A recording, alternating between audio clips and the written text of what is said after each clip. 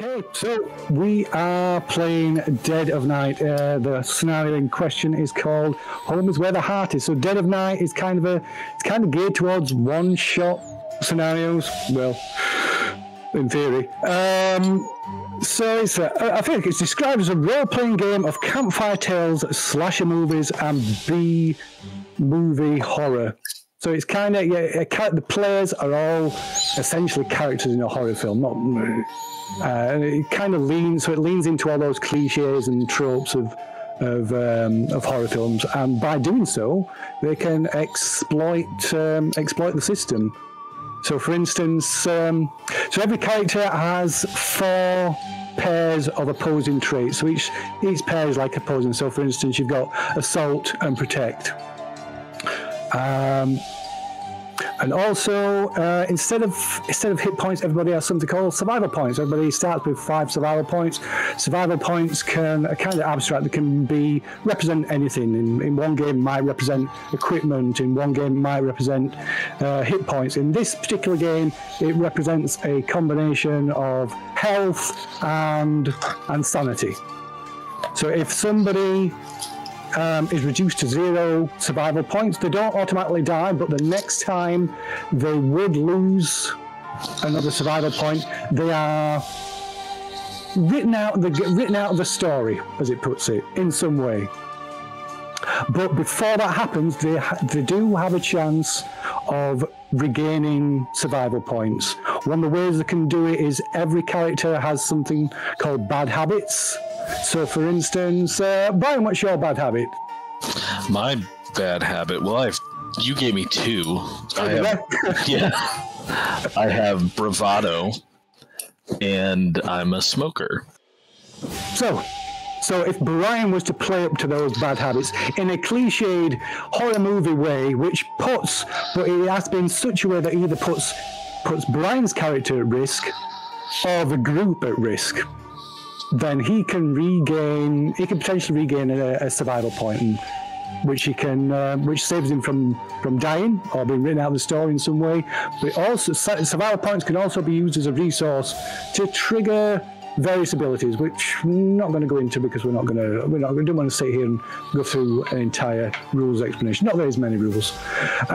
So I think, unless there's any questions, which we can answer as we go along anyway, we shall get started. Is there any questions? Not yet. Not yet? Okay. But if anything pops up, please stop me at any point and we can talk it out. So, without further ado, we shall move to the opening scene. Right. So you're all stood in front of an unkempt driveway that is framed by the looming Gothic structure of the Montgomery Mansion. The mansion stands tall and imposing, its dark windows like empty eyes watching the scene playing out beneath it. The Channel 6 Entertainment's crew busies themselves setting up cameras and equipment for the live section of the broadcast. The breath visible in the chilly autumn air. A light drizzle begins to fall, and a faint rumble in the distance tells of an approaching storm. The small red LEDs on camera 2 start to blink, signalling the beginning of the broadcast. One of the crew silently raises his hand. Quiet on the set, everyone. 5, 4, and he silently counts down. 3, 2, 1. Let me get this. So, we have Gabby Sands. So Gabby Sands, a charismatic and lively host, familiar to regular viewers of Channel 6. Her career lately has taken a little bit of a nosedive. So she's come up with the premise for this Halloween special to an attempt to boost her flagging career. So she steps into the blinding lights with a bright smile. She holds the microphone and faces the camera, and with a voice full of professional enthusiasm, Good evening, everyone. Welcome to a very special Halloween edition of Channel 6's Horror Club. I'm Gabby Sands, and tonight we are bringing you something truly spine-chilling. We're coming to you live from the infamous Montgomery Mansion, where for the first time in over 30 years, people will walk these haunted halls. So Gabby gestures grandly to the mansion behind her. This mansion has a dark and eerie past, serving as an orphanage with stories that would make your blood run cold. But tonight, we have a brave crew ready to uncover its secrets. But first of all, let's meet our special guests. Gabby moves down, walks forward, camera pans across as she introduces her co-hosts. Tonight, we have with us a familiar face to regular viewers, or our resident expert and skeptic, Robert McCann. This is Robert McCann. So McCann is kind of a stout man in his late 50s, wearing his trademark tweed suit, looking almost like someone out of the previous century. McCann has made his name debunking magicians and evangelists, and is now a fan favourite on many of Channel 6's shows. So after a brief conversation with Mr. McMahon, who said, "Thanks, Robert. I'm sure our programme tonight will put even your scepticism to the test. And tonight we have an extra special guest, renowned medium and true believer, Miss Catherine Beatrice Barker."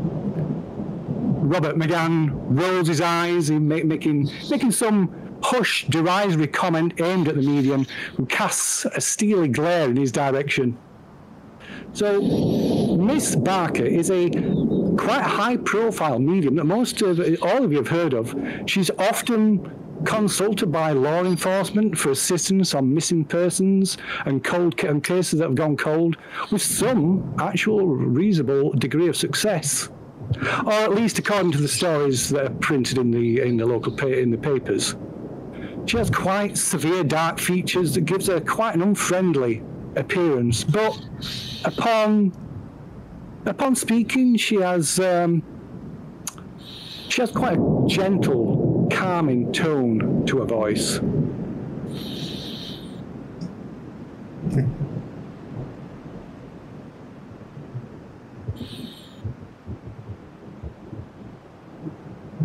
So, as the highlight to tonight's broadcast, Miss Barker will be holding a seance with the help of our Halloween fancy dress contestants, who we will be meeting in just a short moment, and they will be tasked with searching the house to find objects which will help Miss Barker tap into the psyche of the house and its former residents.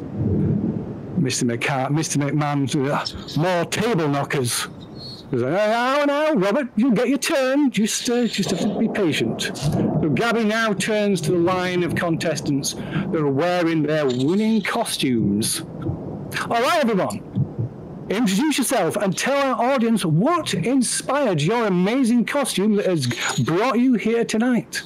So one by one, the contestants step forward. And so first, we have Danny Thorne.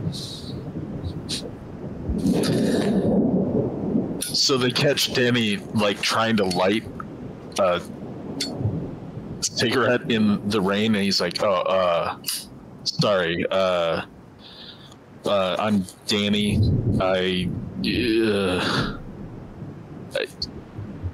You know what? Like, Jason? Everybody knows Jason, right? Jason Voorhees? Is that not? I don't know that there was much else that inspired it. What? Why are you focusing on me? This is so weird. No, talk to somebody else. Talk to somebody else. Well, that's fantastic, Danny. Well done. So you can quickly pan the camera across. And next we have Mr. Lee Lawless. It's a bit of a confusing costume you've got there, Mr. Lawless. Would you like to explain? I don't have ideas. I just was looking through my catalogue of costumes, It's either Super Ted or Banana Man.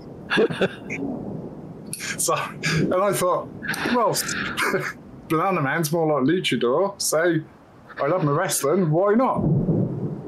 And I like my bananas. Right, so yeah, Miss Sanchez kind of turns around to one of the crew and says, "Are you sure these are the winners?" So right. Thank you, Mr. Lawless. Well, next up we have got the wonderful Andy Orr, who has come as what have you come as, Andy? Hi, it's so great to meet you. Hi, this is fantastic. I'm a werewolf. I mean, obviously, you can tell, like, it's just fantastic. It looks really great. The inspiration for this, like, werewolves are so powerful, so good, like, they can beat up anyone they want, but, you know, are also very, very kind when they need to be, you know, no need to worry. Yeah, you'll be okay, Gabby. It's fine. It's kind of like John, keep this one away from me, please. I did warn you about this. And next up, we've got Miss Carrie Carlton-Carter. Yeah, hello, it's lovely to be here. Of course, you know from which character and series I am from. If you care to enlighten us, Miss Carter? This is so disappointing. Of course, I'm Dracula from the movie Dracula, the female version. Excellent. It's a female Dracula, yes? Yes. Excellent. Right, and so finally, moving to the end of the line, we have Candice Kane. And she it's Candy Kane. So I'm here as Harley, because Harley just kicks ass and she's sweet and bitching like me. Oh, well, that's just fantastic. So let's, after that, let me just remind our contestants that they are to remain in their costumes for the entire evening. Failure to do so will exempt them from the chance of winning a special prize at the end of the broadcast. So Gabby turns to the camera in a somber, much more somber voice now. She says, "So, thank you, everyone, but now let's talk about why this mansion has captivated so many over the years. The Montgomery Mansion was once an orphanage and has a history steeped in tragedy and mystery. The last owner, Mary Montgomery, was known for her strange and disturbing experiments. When she was taken into care, some chilling discoveries were made, but due to her fragile state of mind, no charges were ever brought against her. Mary Montgomery lived to the grand old age of 113, and the mansion has stood empty and decaying ever since. Locals speak of strange figures in the windows and eerie howls on stormy nights, earning it the name the Witch's Mansion." The camera zooms in on Gabby's face, capturing the seriousness of the moment. And you're all thinking to yourself, you've not heard any of these stories. That's the first time you've heard any of this. This house being called the Witch's Mansion, or the people seeing strange figures at the windows. Most of the windows have been boarded up for years.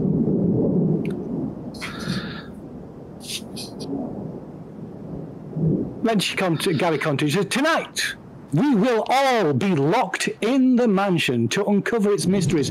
Only with the rising of the sun will the doors be unlocked. Are you ready to be scared, contestants?" And the camera pulls back to reveal a large, ornate key in Gabby's hand.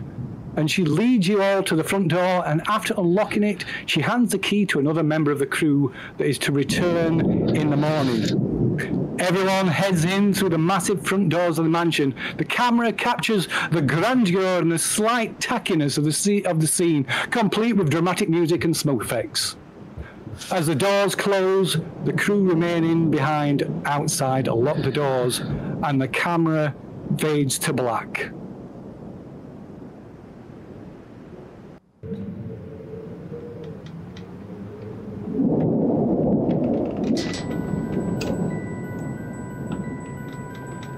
So, once inside the mansion, you should be able to see yourself down in the foyer, down the front of the building. I presume everybody can see that? Not yet. Not yet. Is it still loading you in? I can see one token. It's very small. Yeah, you should. You can click on that token. Oh. You should be able to click on that token. Sorry, I just need to move. Okay. Okay. Yeah, You can scroll. You can right-click and scroll the window around. And you can also, okay. you can also zoom in and out with your mouse wheel. I thought it was my eyes. Okay, so that token represents the group. Gotcha. Yeah. So yeah, there's tokens for individuals, but at the moment we're going to, as a group, as Gabby leads you in through the foyer of the house, so it leads you into the vestibule, just inside, just beyond the front door. Let me get rid of this. So the vestibule is mostly empty, with only a lone white bust of an old gentleman that greets you like an elderly butler as you enter. He sits on a marble-topped Geridian table that's thick with dust and cobwebs. His hawkish features strike quite a menacing mask, cast in stark relief by the floodlights of the camera crews outside the front doors. You can almost feel hatred and malice emanating from this sculpture. You pass by through carved oak doors into the gloom beyond. Its stone eyes can only watch as you leave the vestibule. So at this point, I think we can get do a little roll. It's not really a skill roll, but just to test out the rolls.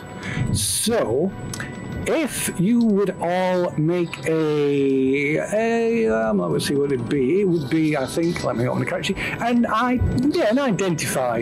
identify check. So you want to roll 2d10 and add your identify attribute to that. Of course, we start with my lowest. Thank you, Phil. I appreciate that. And on average, most of the time you need to meet a target number of 15 to pass. Shit. Not always the case, but generally it's a 15. So we've got a pass for Danny, and a pass for Carrie. Oh, that's an LC&I. I did that on That's fine. We'll take it. That's fine. And Lee, yeah. So, Mr. Lawless, you're not paying attention. Why are you not paying attention, Mr. Lawless? What are you doing? I was eating. Why? What happened? I was eating. Stuffing a banana with you. Okay, so as Lee Lawless stuffs a banana into his face, as the rest of you leaving the vestibule, you could swear just for a brief moment the eyes on the bust of the statue just follow your movement as you leave through the doors of the vestibule into the foyer. When the crew closes the door behind you, and we left the token behind, let's move the token into here. So, and you step through into the foyer. So as we pass the statue, if I notice anybody, whoever I'm closest to, kind of taking it in, obviously not Lee because he didn't notice, but maybe I was eating. Maybe Carrie, right? Maybe Carrie or I was eating. Andy, and I'll be like, "Ooh, scary, right?" Yeah, a bit unsettling, to be honest. I'm sure just some old statue. It's nothing. But the eyes, they were following us. People make stuff like that all the time. It's the same way they do those paintings. Who's following us? Someone following us? Sorry. Don't worry about it, Lee. Jam another banana in your mouth. So, Mr. McMahon says, "Really, Gabby? Cheap camera tricks?" I don't know what you mean. I don't know what you mean, Robert. And she walks off. She walks off ahead, leading everybody into the foyer. the foyer. So there's like quite a damp, musky odor that assaults your senses as you step into the house proper from the vestibule. The enveloping darkness feels almost isolating, despite others being within touching distance, and the cool, dead air sends crawling goosebumps running up your arms and up the nape of your neck. The only illumination comes from a low glow of monitors set up in the hall beyond, like a lure in the depths of a dark, cold ocean. Warm parquet flooring lines the upper level of the foyer, which is split by a trio of staircases. A threadbare, ornate carpet sweeps down the centre staircase, flanked by cherrywood banisters. The wooden floors give way to black and white marble checkers that extend into large open space beyond. A flight of stairs and several doors lead off from the foyer. But Gabby... Sorry, go on.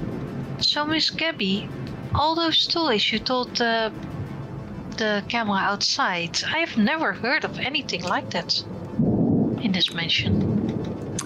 Okay, so she turns to you, a tone has changed somewhat. She's far more abrasive, less professional. Which is maybe you should do your research, Miss Carter. And she strides off ahead, leading you through into this large 2-story entrance hall. Okay. So betrayed by every step taken, this marble checkered floor echoes into expansive darkness as you make your way to the Channel 6 nerve centre. A couple of cheap fold-out chairs are filled with a jumble of leads, monitors, and various other bits of equipment. There's a pile of walkie-talkies, paper coffee cups, and sit right in the middle of this empty space. 4 expensive crystal chandeliers hang high above you, almost hidden in the darkness, but for a slight glimpse of reflections from the monitors and the tingle from an unseen draft brushing past them. The north wall of the hall is composed of several large glass doors leading out into the loggia and terrace beyond, but the glass has been covered on the outside by thick, heavy metal meshing to stop vandals entering. But some of the glass lies broken, and a whistling breeze blows through the breach. The east wall is dominated by an oversized fireplace. Its marble and oak surround tell of grander days of the mansion. Openings to the west lead into the dark under the main staircase, and these sweeping stairs appear to open up to a mezzanine floor above. So now we shall...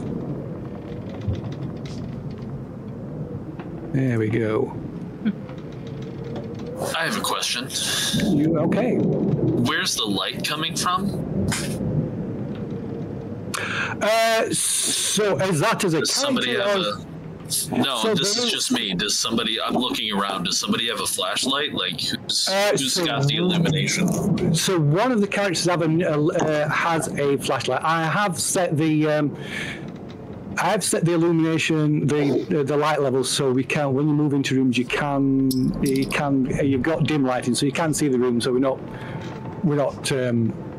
messing around. Because what we're going to do with the 2 tokens, not going to have everybody just moving around, dragging the tokens here, there, and everywhere. They're kind of just to represent which room that you're in. Sure. Yeah, no, I was just wondering, because I'm assuming there's no power in this place, right? Aside from, it looks like they've got a Jenny running there. They've got a generator here, yeah. Yep. But there's no power. There's a little bit of light that comes in through the windows. Bit of so from the floodlights that are outside, along the front of the house, and maybe a bit of moonlight as well, but. Yeah, it's essentially the rest of the house is dark. This is the only area that has got any artificial light in it. Sure. You got flashlights or something for us if we're supposed to be looking around for some trash?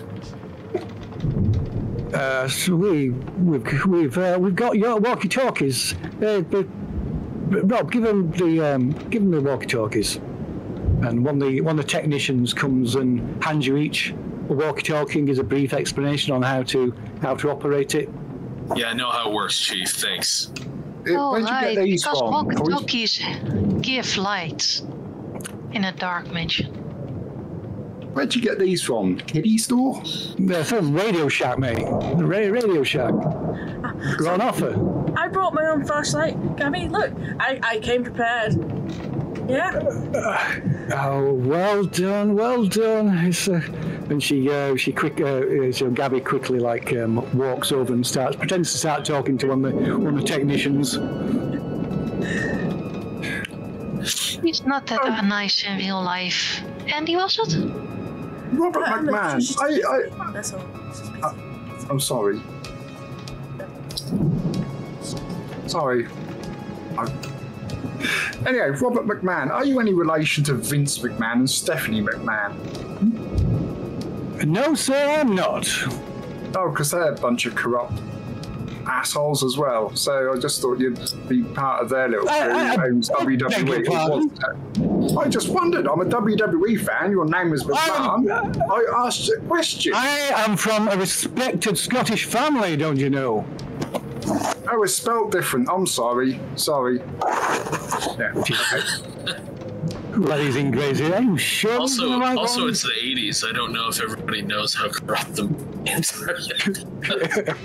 Oh no. So Gabby turns to Miss Back. Miss Back, will you explain to these our young friends what is required of them? Yes, please. She walks around the front of these bank of monitors on these tables. She's right. What I require of you fine people is to search the house for artifacts, things that might contain traces of the psyche of the previous residents, so I may tap into that residue during the séance. Have you tried the statue in the foyer? Because that really gave me the creeps. Oh, that's a good question. Was that statue too big to move? Was it stationary? It is quite. It looks quite big. It was like a solid chunk, massive piece of marble. So no, I mean more personal items. So sentimental bullshit. The more personal the item, the stronger the link to the previous residents. So, you're going to teach us how to do the check of whether they've got some of the what did you call it, the essence and stuff? Yeah. Do we get to learn that kind of things from you? That's really cool. You see Carrie slightly moving away from Andy. So Miss Bax says, I'm sure everyone will learn a lot this evening. We shall all be enlightened, I'm sure. Right, then Gabby says, just right, kids. So, get to work. The house is yours. We will be monitoring the situation from our control centre here. My tech boys have placed cameras throughout the house, so we'll be able to keep an eye on things, as well as look out for any paranormal activity. We can call you on the walkie-talkie, though, yeah? We've got to keep in contact so we all know we're safe. If you say there is paranormal activity, yeah. The only paranormal activity I've witnessed is Robert and Gabby sounding the same. That's.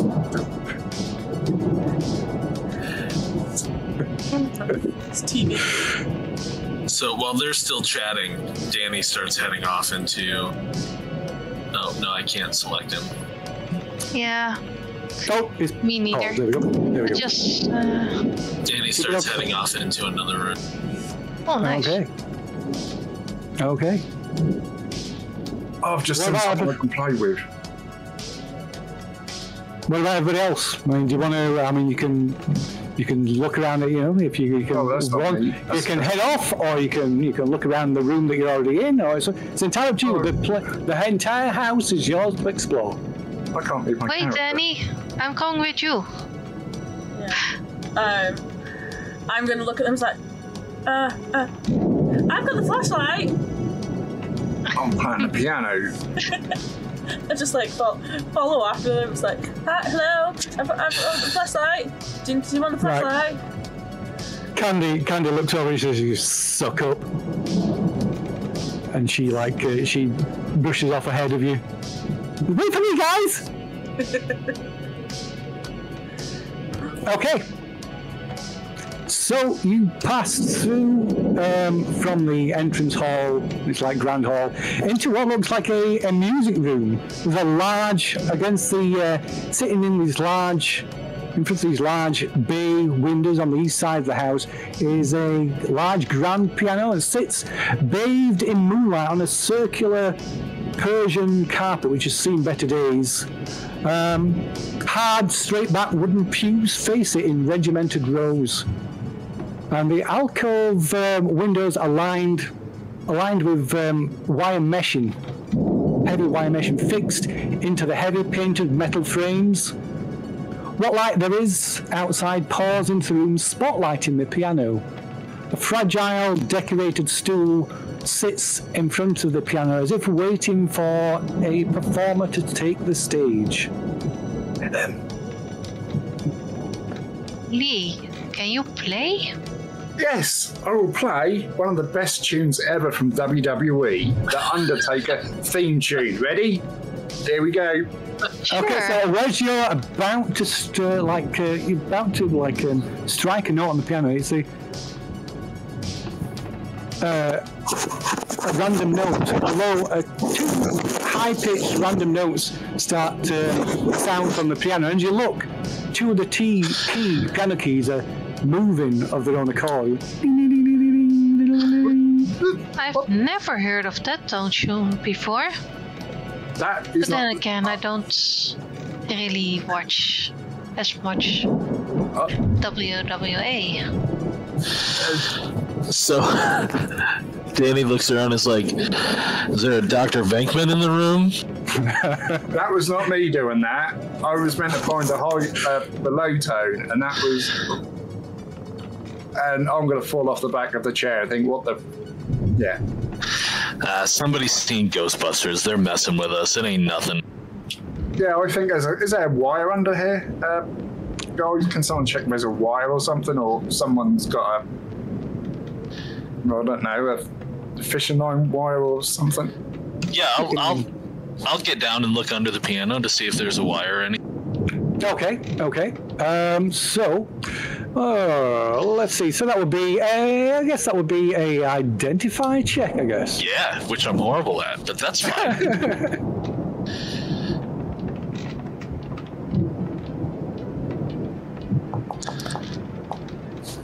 Boom! So there's nothing underneath, but lifting the lid on the piano, you can see a mechanism with like a remote control mechanism that's been set up inside to manipulate the keys on the piano. So I closed the piano again very quickly, and I'm like, no, there's nothing in there, guys. What the? Can I play this tune again, please? Because I was ready then, and something interrupted me, which I did not do. Right, ready? Ready? The high tone. Go ahead. That works. But wait, okay, someone's messing with us or something. That was probably like a spider fella or something, a stone or something. Is there any sheet music on the piano? There is indeed. There's various music sheets and hymn books as well on the pews. So I'm kind of glancing around to see if I can see cameras, like from like the red dots that cameras are recording, because she did mention that they've got cameras set up. So yeah, as you look around, you can you don't see them at first, but yeah, you can. There's a couple set up in the corners of the room, probably Well, it's probably one above the fireplace and probably one above the windows, above the bay windows. Okay, so yeah, I want to look around for, like, there's paper. I want to look around to see if I can pencil stub or a pen or something like that, maybe, that's in the room somewhere. Can I grab one of those Himbles books? Yep, of course you can. Of course you can. So it's it's a pretty standard hymn book. It's maybe about 50 years old. In fact, it must be more than 50 years old. It'd be about 80 years old. 80 years old, okay. And if I look inside, do I see that it's owned by someone, the name scribed within? It says property of Montgomery Orphanage. That is kind of stamped, rubber stamped inside. I will put it in my bag just in case. Okay. So what's everybody else doing? So Candy Cane, she comes over and leans against the piano, says, looking at Lee and says, "You gonna play something then?"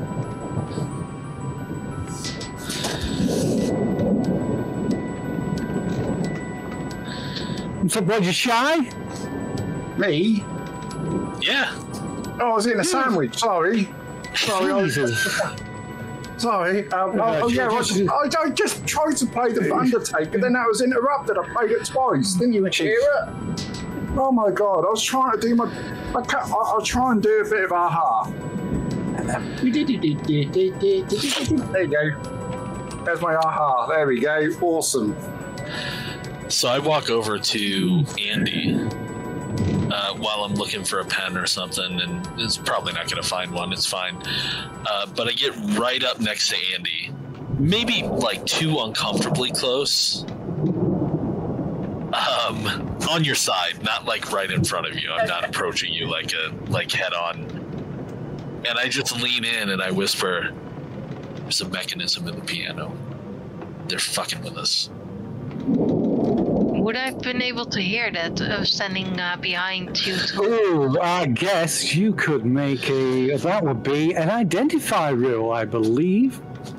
Nice. And are you attempting to like keep your voice hushed then, Danny, when you're doing that? So I'm trying to, like, I don't know if they have microphones there, and I'm trying to kind of make it surreptitious, like I'm not saying something to Andy, I'm just kind of standing there. Uh-huh. So, yeah, So I guess I'd be using obscure.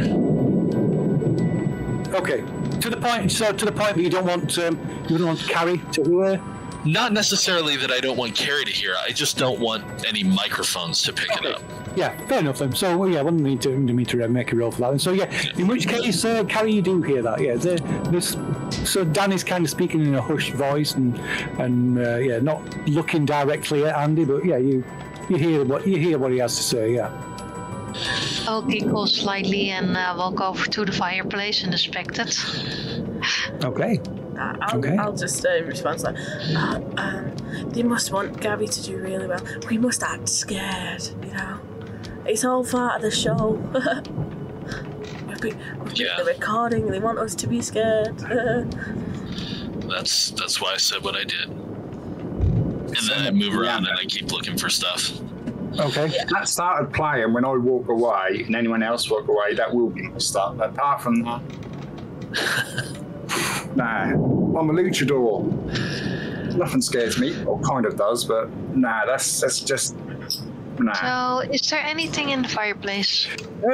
So there, surprisingly, there are signs of a fire. And all of it's long been cold. It must have been a while ago that it was lit, but not decades ago. Maybe weeks ago. There's like sort of remnants of burnt pieces of paper and scraps of wood, look like broken up furniture. But you can make an identify check as well. Okay.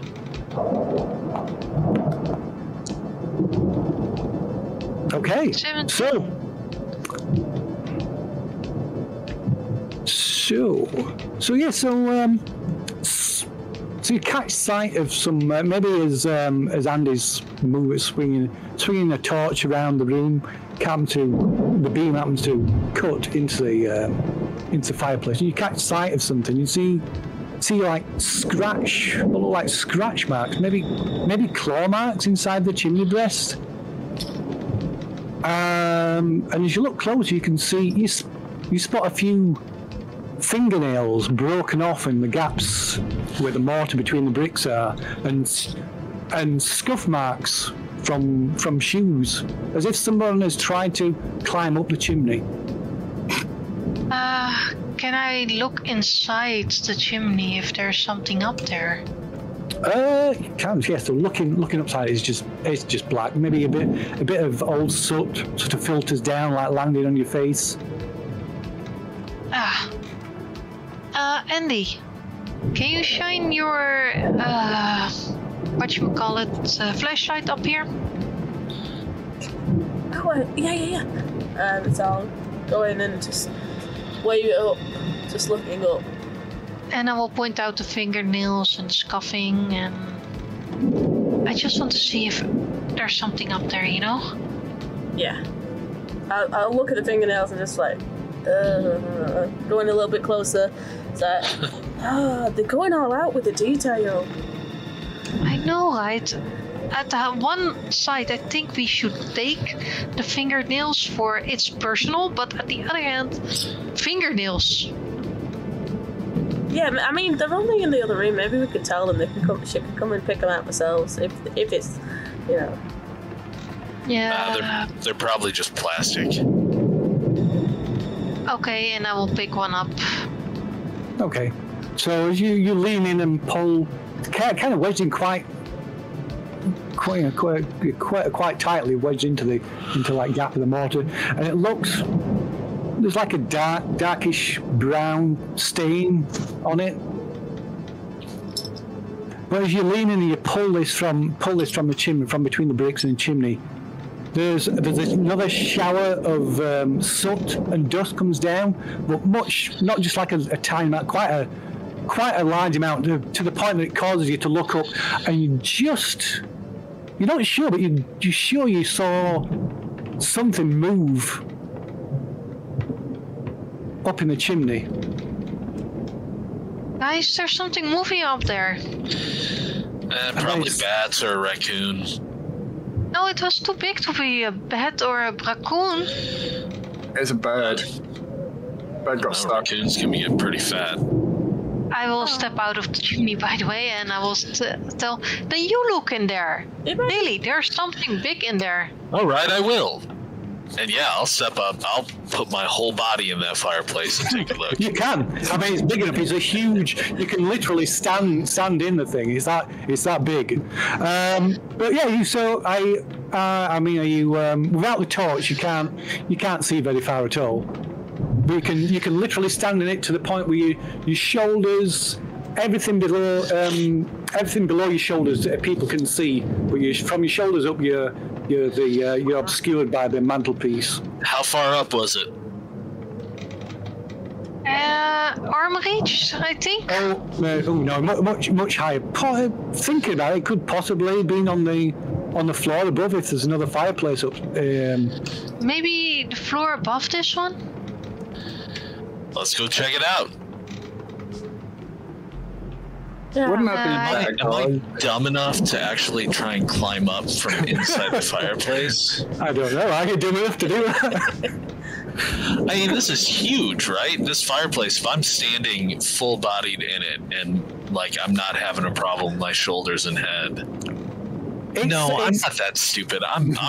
I've got bravado, but, like, I'm not going to climb up the inside. But I will, all right, I'm going to go to the second floor and check it out. I'm going to stay down here, if that's okay, in case something happens down here, because, like I say, that piano could have been a coincidence. If that piano goes off and if all you go up there, I'm going to stand over here. Okay. Sounds good, Lee. See you know, if nothing happens in here, see if you can find a kitchen. Maybe there's some more food in there. You cheeky git, Danny. You know, a floor plan of this place would have been much handier. Does anyone even know where the stairs upstairs go? I think I saw some stairs back in the main room. I think that was off to the left when we come in, I believe. Yeah, you did. There was some like a main staircase on the west side of the main room, the main hall. Then I will follow whoever is going up there. Oh, that's funny. I can't move through walls because I'm not a ghost. Not yet. So Candy, she quickly, as Danley, she quickly takes off after Dan. She says, "Oh, hang on." As I walk past, are they all still like hanging out in the center? Yeah. As you pass through, Gabby says, "How's it going? How's it going, people?" There was some creepy happening there with the piano. It was scary. Oh, well. I hope your cameras caught it. Oh yeah, we I don't think we're watching on. Were you watching on that bit on that feeder? The tech shakes says, "Well, we should have it recorded. We'll play it back. Thanks." And Robert, Mr. McMahon, and Miss Barker, they seem to be engaged in some heated debate over the reality of psychic projections. And really, Gabby, nice that means touch nothing with to the me. fingernails in the fireplace. Oh well. Make a note of it. Oh, do you have a pen or something that I can make a note? Yeah, she kind of looks around on the desk and she hands you a pen and a pencil, or rather a pad and a pencil. Thank you. Are you all leaving me, guys? It's just in here. Yeah, we said we were going upstairs. We need to go see if it's a racket or something. We need. He might be stuck in the house. Hi, Gabby. Alright, yeah, mate. Yeah, okay. No worries, I'll just check to see if there's any stupid things going on down here. Okay. Well, so, yeah. I now have a pen and a pencil. Okay, so let us. So you three are going up onto the next floor. Okay, right. Let's get ready up there. So while you head up there, Lee, you're left alone in the music room.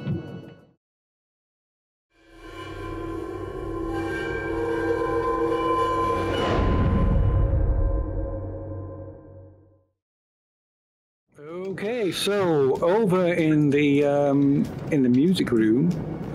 So what do you say? What are you doing, Lee? What's Lee Lawless doing?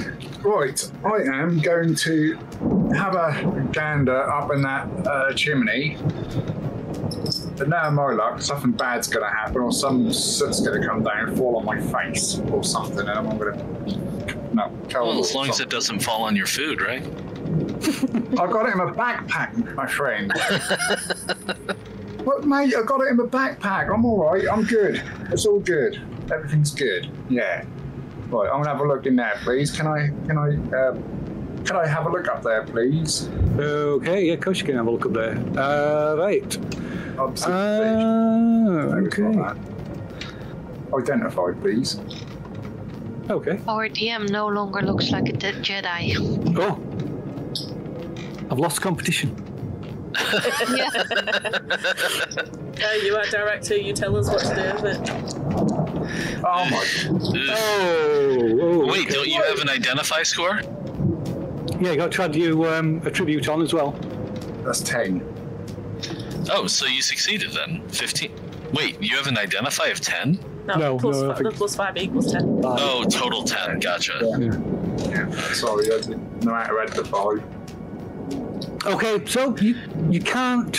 No, you can't see. It's pitch black anyway. You've got very little light in here. There's only what moonlight comes in through the bay windows. Is there any matches around here? You haven't seen them, but Eddie, you can certainly have a look. But while you got your head stuck up in this chimney, you can hear you can hear whispers echoing down the chimney towards you. Guys, shut up. I can hear you down there, you know. Guys. Hey, can you hear us? Awesome. Hey. Hello. Are you stop pissing about? Can you call me, please? It's just up there, mate. Hey, you're taking a piss. Oi.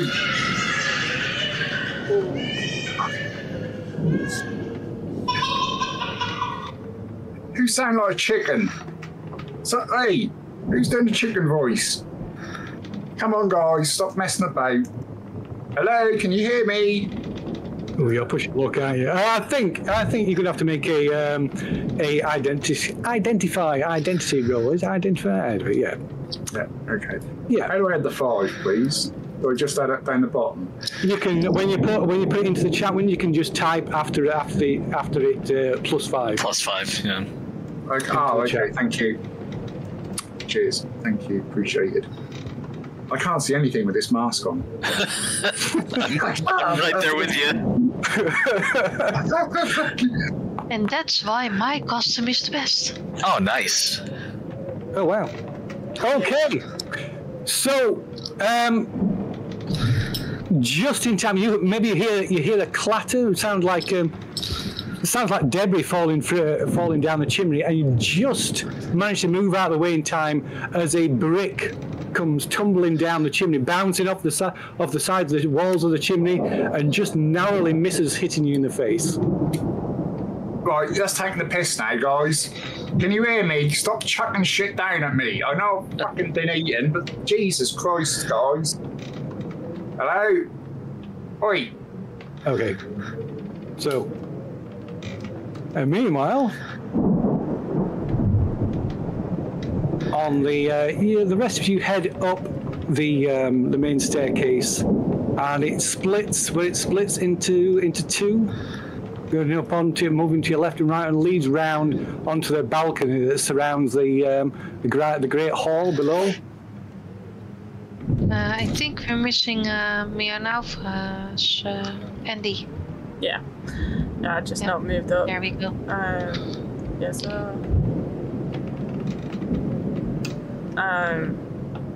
I'm gonna go the opposite way that Candy goes. Okay. All right. 1 second.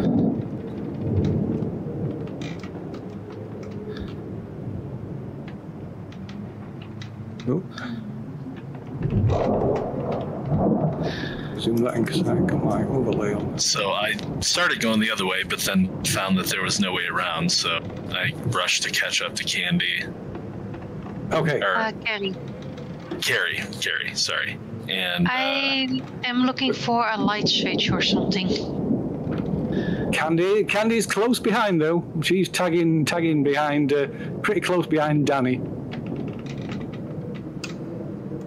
But is there a light switch here somewhere? So all the lights, it looks like, looking at the light fittings, they all appear to be like gas fittings, old gas fittings. Can I try to light one? But because one of my bad habits is a practical joker, I'm like turning it up, down, up, down, up, down. So it seems like the light is flickering. Okay, right. You try and light it, but there's no gas flow at all. So I'm assuming even up here we're getting some light from the control station down below. Yeah. But And again, probably not seeing a lot into the rooms. Yeah, and again, like I mean, this one you got a bit of light coming through these windows at the far end. Okay. Well, those are interesting, but I want to keep moving to try and find the room with the fireplace. So like I say, for the sake of contrivance and to avoid complications, there's generally unless they've no windows at all into that room. Most rooms have got just enough light for you to be able to, dim enough for you to be able to make out the surroundings of the room. maybe some lightning going off too. Yeah, exactly. Is this another statue? It is. So yeah, there's another bust on that table. Yeah. Okay, looks to be the same gentleman. Can I look in its eyes to see if the eyes are moving again? Guy likes himself. Okay. So this one doesn't seem to carry the same like feeling of malevolence about it. Yeah. Well, it was probably the owner of the orphanage, so. I'm gonna try this door here. Okay. And I think behind the bust is the double doors, right? Okay, yeah, there's a set of double doors. Yeah. So there's this room is pitch black. You can only just see inside the entrance from the other door, and more light floods in from as Carrie opens the door on the left.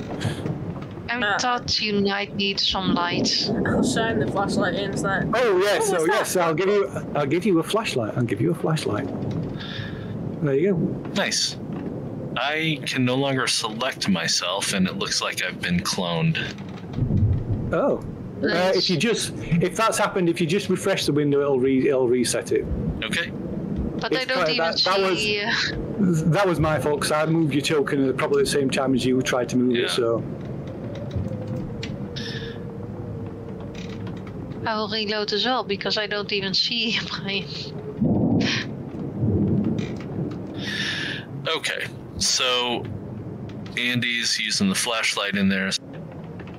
This is not where we need to be. I think we need to open these double doors here that I think so too. Carry us by.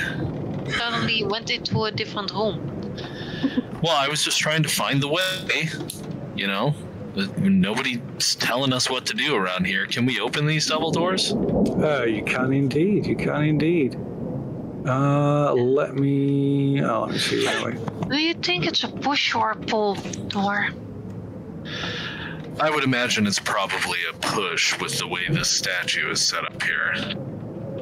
Oh. 1 second. It's not actually set up as a door. There we go. It's dead type of door, so you gotta sit in the middle and just push the walls wide open and just make an entrance. That's why the statue's there. He was getting himself all pumped up for that sort of stuff, yeah? Okay, so as you push the double doors open, it's almost like feels like entering another world. The chill in the air drops to almost freezing, and you can see your breath misting in front of your faces as you take the first steps inside. This oval room is lined in opulent carved wood paneling and gold-leafed wallpaper. You're almost instantly overcome by this menacing feeling of being watched, to the point that your eyes are drawn to the centerpiece of the room, a full canopy 4-poster bed that is draped with curtains that shift and move in the dark as broken windows let in a gentle breeze. Oh, well, that's why it's chilly in here. It's the wind coming in. Yeah. So there's two portraits hanging over the wall, hanging on the wall, which you assume depicts Mrs. Montgomery and an older man, possibly her father. They look out over the plush furnished room gives you an impression almost like sentinels guarding a tomb. You know that when you feel this feeling like being watched? Uh-huh. No one ever checks the ceiling, so I'm checking the ceiling. Okay. Oh. Like, something up there? 1 second. I love how Andy's having fun with that flashlight, turning around and aiming a beam. Right? Well, you're showing everybody everything. Yeah. So as you're looking around, Candy's kind of, she's stood at the door, kind of huddled, like arms wrapped around her shoulders, kind of shivering in the cold. She's goes, did this place give you the creeps? It sure does. Candy, the windows are just broken. It ain't nothing. Calm down. Well, you heard all the stories about old Mary Montgomery? They say she practiced dark magic, black witchcraft. That she cursed this place. That's what my own mum told me. That's all a bunch of woo-woo.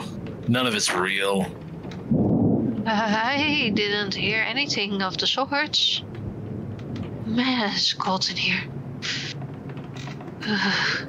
Let's just try and find that raccoon. Quick. So, I go over to the fireplace.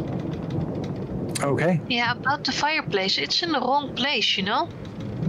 So there is, so beneath the grate you can see there is the shaft from another chimney, but it drops a few feet and then runs off to the left. Yeah, right.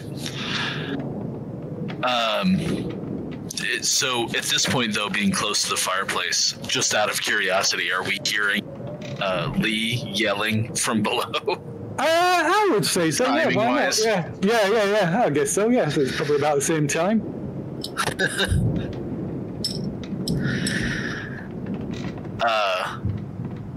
So what are you shouting, Lee?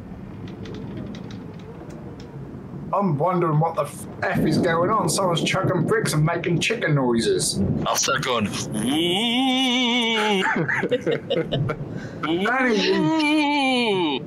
Danny, you complete nonce. Did you chuck a brick at me? What are you talking about? We just got in here. No, someone was up there making chicken noises, but it sounded like a chicken noise, and chucked a brick at me, and it almost hit me on the bloody head. Loose brick fell, probably. Are you all right? Yeah, but you just got up there. Crying about it. Dude, but you're up there. There's how many? 4 of you up there. I'm down here by myself, and you say you just got up there. Yeah. Prove you just got up there. You can't, exactly. So one of you idiots up there fucking chucked a brick and is doing, like you did earlier, the woo and the bloody, the chicken noises. What, yeah, you trying to scare me because it's not bloody working yet. Are you sure? It sounds like it is. No. I got my handy gloves. Look at them, cool gloves. So I'm on fine. I got my cool Lucha Libre gloves on. So the grate, can I pull up the grate? Like, well, even aside from pulling up the grate, like, is it even big enough for somebody to crawl into to like take a look, or? It's too small for you to get through. No, too small for me. Yeah. I look back at everybody else and kind of size up how big they are. Will any of them fit? I might, but I'm currently looking over here. It's sometimes it's you know, a small child could get through it. So yeah, maybe you're all a bit too big, but yeah, you know, a little kid could get through it possibly at a squeeze. Yeah, there's no way we're going to be able to get in here to check this out. I'm telling you, it's probably a raccoon or some other animal. Danny, I heard what was up. Someone's making chicken noises, kitty noises, and something else, and I know you've done that woo. That didn't help. Yes, I did do the woo. Yeah, but I'm saying, you do the other voices. Look, we're not directly above you. I don't know if you could tell by the way the sound is going down, but the shaft for the fireplace goes off to the side. Like, so it weren't us that dropped a brick on you, because we can't fit in there. No, that was thrown with force. That weren't just like a plonk. That was like that. Can you shine off here? Well, it wasn't us. We can't even get in there, man. So calm down. Okay. I'm coming up there. Hey, before you come up, leave some food for the raccoon. I'm not leaving none of my food. That's for me. But the raccoon. But the raccoon. And you hear selfish prick. I'll take that brick with me, actually. Can I take that brick with me? Oh, you can if you wish. Of course you can. Yeah. Where do I He put now that? has a weapon.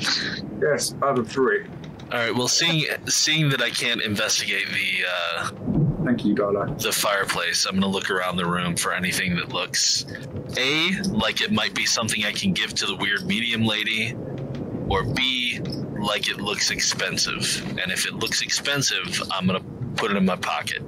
Okay. Right. What's the rest of you doing? I was looking at the table here and the pictures. I was hoping there was something of effects here.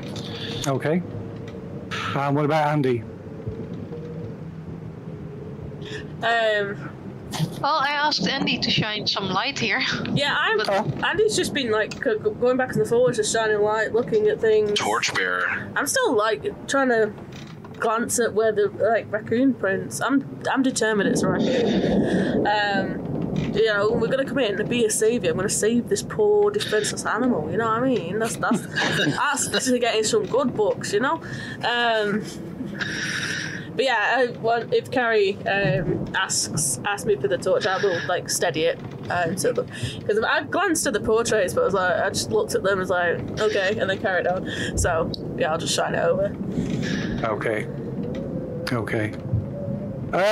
So Carrie checking over these this table. It's like a little dresser. There's a few drawers in it, but checking through, there's it looks like somebody's cleared it out. There's an old sort of rotted handkerchief with embroidered initials embroidered in the corner. Montgomery. I will put it in my bag, but for a second I was actually thinking of giving it to Danny because he sneezed. But he has the mask thing going on, right? So the sneeze would probably be all over the inside of that mask, and I was like, eee. So I take it, Lee is making his way upstairs, yeah? I'm going to bypass the control station, actually, and see if they've had any bloody things going off on their camera. That's okay. Okay, well, you pass through and they haven't got really anything to say. They just, if anything, they're just talking amongst themselves, and when you come into this grand hallway, they kind of they stop the conversation that they're having, and kind of just encouraging you to, go carry on. You're not going to find anything standing around here. Did you not hear? I was shouting. Someone chucked this brick at me. Yes, did you not hear? I can hear you shouting. We're not here to babysit you. Yeah, but all right. Yeah, I'm going upstairs after them because I'm going to hit my own random. Gabby, come and look. This is my career on the line. You give me what I want. Make this an event for people to remember. And maybe you'll get something out of it too, kid. You still sound like a bloke. She's got a deep voice. Oh, there's a really nice bedroom in here. And I'm going to check my makeup in the mirror. Okay. Wait, look. Okay. So I look over at Candy, who apparently has come up next to me as I'm. She has indeed. Are you all right? I'll be okay so long as I stick by your side. Wasn't that right, Danny? I'll be fine. Be fine with you. You seem to know what's going on. It's just this place just creeps me out. So I'll it all the time. With her standing there, I'll again quietly, because there might be cameras in this room. Look, down there in the music room, there was, when the piano played itself, there was a machine in there that was doing it.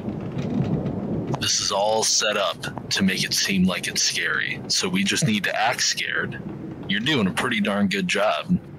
I'm scared. Really, you think this is all? You think this is all just a setup? It's all a setup. It's a hoax. None of this is real. Okay, if you say so. You say so. At this point, you hear a faint sound of music coming from behind this door. See, I bet that's some kind of recording in there, and I'll head over and open the door.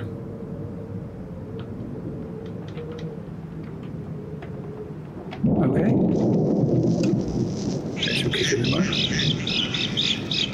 Right, and in one corner, on a table in this corner, you can see an old gramophone record player. Nice. And the handle's spinning, and this crackling record starts to play. So, Andy, as you're walking past this four-poster bed, and some movement by the bed catches your eye. Oh, yeah, I'm just gonna go around the other side and just check it out. But okay.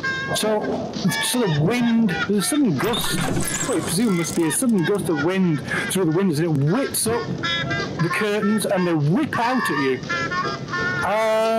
And you get entangled in these heavy drapes that surround the four-poster bed. You try to disentangle yourself, but they seem to wrap themselves tighter and tighter around you. I can't get out. You start to panic a little bit. It's starting to as this curtain wraps itself around you, it starts to squeeze, and it's starting to hurt. Hey, can somebody get this off me? It's tangled. I don't know what's going on. Do I hear that? So yeah, you can hear shouting. Candy's going. She said, "I can't get it off! I can't get it off!" I'll run back into the room. Okay. Assuming the door hasn't closed and locked me out. It doesn't close. No, it doesn't close. Not yet. So yeah, I'll run over, and so I just see Andy is wrapped up in these like drapes. Yeah. Are they? What are they? Are they like sheer? Are they thick? Are they? Yeah, they're like thick, heavy velvet drapes, and they're like twisting. They're wrapped around, and they're just like completely wrapped around, but they're like just twisting on themselves, as if somebody was physically had hold of them and they're like twisting them round, tighter and tighter.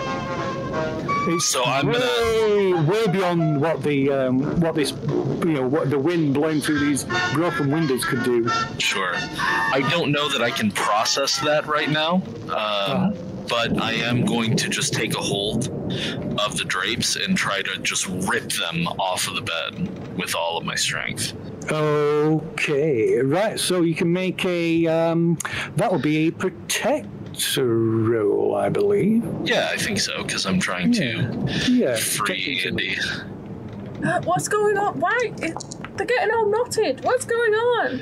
It's just the wind. You're just caught in the wind. It's fine. Okay, so let's finish this. Okay, so try as you might, the drape just getting tighter and tighter, and Andy starts to like scream in pain, and you, Andy, you lose a survival point. As these things are like crushing you, it's just like painful to digging into. You're struggling to breathe now. We gotta get her out of. Wait, him? Yeah, her. It's her. Okay. I thought it was her. We gotta get her out of there. I'm starting to pull the drapes. Even if it's just the wind, it's still trapping her or suffocating her. We need to get her out. Yeah, I just, keep pulling. Is there like an assist? Can we help each other do it with more of us? I don't recall. No, I don't think there is, but yeah, it would seem reasonable that there should be. So, well, I guess that'd lower the target. Let's get that would lower the target number, perhaps, if you assisted. Oh, well, I suppose I guess we can add an extra 10-side dice and use it like it's assist. Oh, interesting. That seems like a reasonable idea, I think. Or like roll 3, pick the best 2, something like that. Yeah, exactly. Yeah, exactly. Okay. Exactly. That seems reasonable. So is Carrie assisting me? Yes, so whoever's taking the lead, which is Danny, you can roll with an extra 10-side dice. And is Candy helping as well, or is she just kind of like standing back? She's kind of she's kind of scared. She's kind of that's fair. She's like, and she sort of defers to you anyway. So yeah, high that time would be what is that? 22. 22. Okay, so yeah, you managed to between you managed to prise the drapes away from Andy, and she like falls to the floor. You can see like the red welts and marks where they're like it's been just wrapped really like horrifically tight around her to the point it starts to like break the skin, and there's blood visible on some of the on her arms and her hands, and perhaps like running from her nose. What the hell, guys? That's not funny. The wind can't do that. What the hell? So I'm looking at the drapes to see, like, do they have wires running through traction to it? Like, this doesn't make sense. Okay, so Lee, are you heading to where the others are head? You can hear the others. I'm heading to where I can hear commotion. Yeah, okay, so let us. Commotion. Yeah, so I would say by this time you probably reached the door to this room. I will see if Andy is okay. Are you okay? Like a sort of comfort and support kind of thing. Yeah, but like, it hurt, it wasn't funny. I don't know what was going on. Oh, I am in there. I'm just like looking over my arms and just like, for a second, like trying to fight back the tears from pain, but like, no, it's fine. I will like grab your back, like, oh. Okay. So Danny, you check over these. Once you pull it free, these drapes just like hang limp, and perhaps maybe in frustration you just pull them, you yank them, and they come free of the rail that they're attached to, and there's nothing. There's no wires. There's no stiffeners. They're just like this limp. It's thick and heavy fabric, but other than that, there's nothing. Obviously too thick and heavy to be moving about in the wind. Yeah. Is there anything on the bed? There is. So you can see the bed now. So there is a few. Like there's like a sheet still remains that covers the mattress, and there's a vaguely humanoid outline left by this like what looks like black mold. Ugh.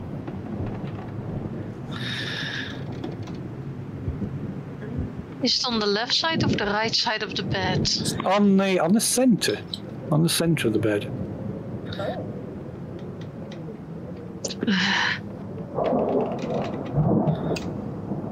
Is it really mold?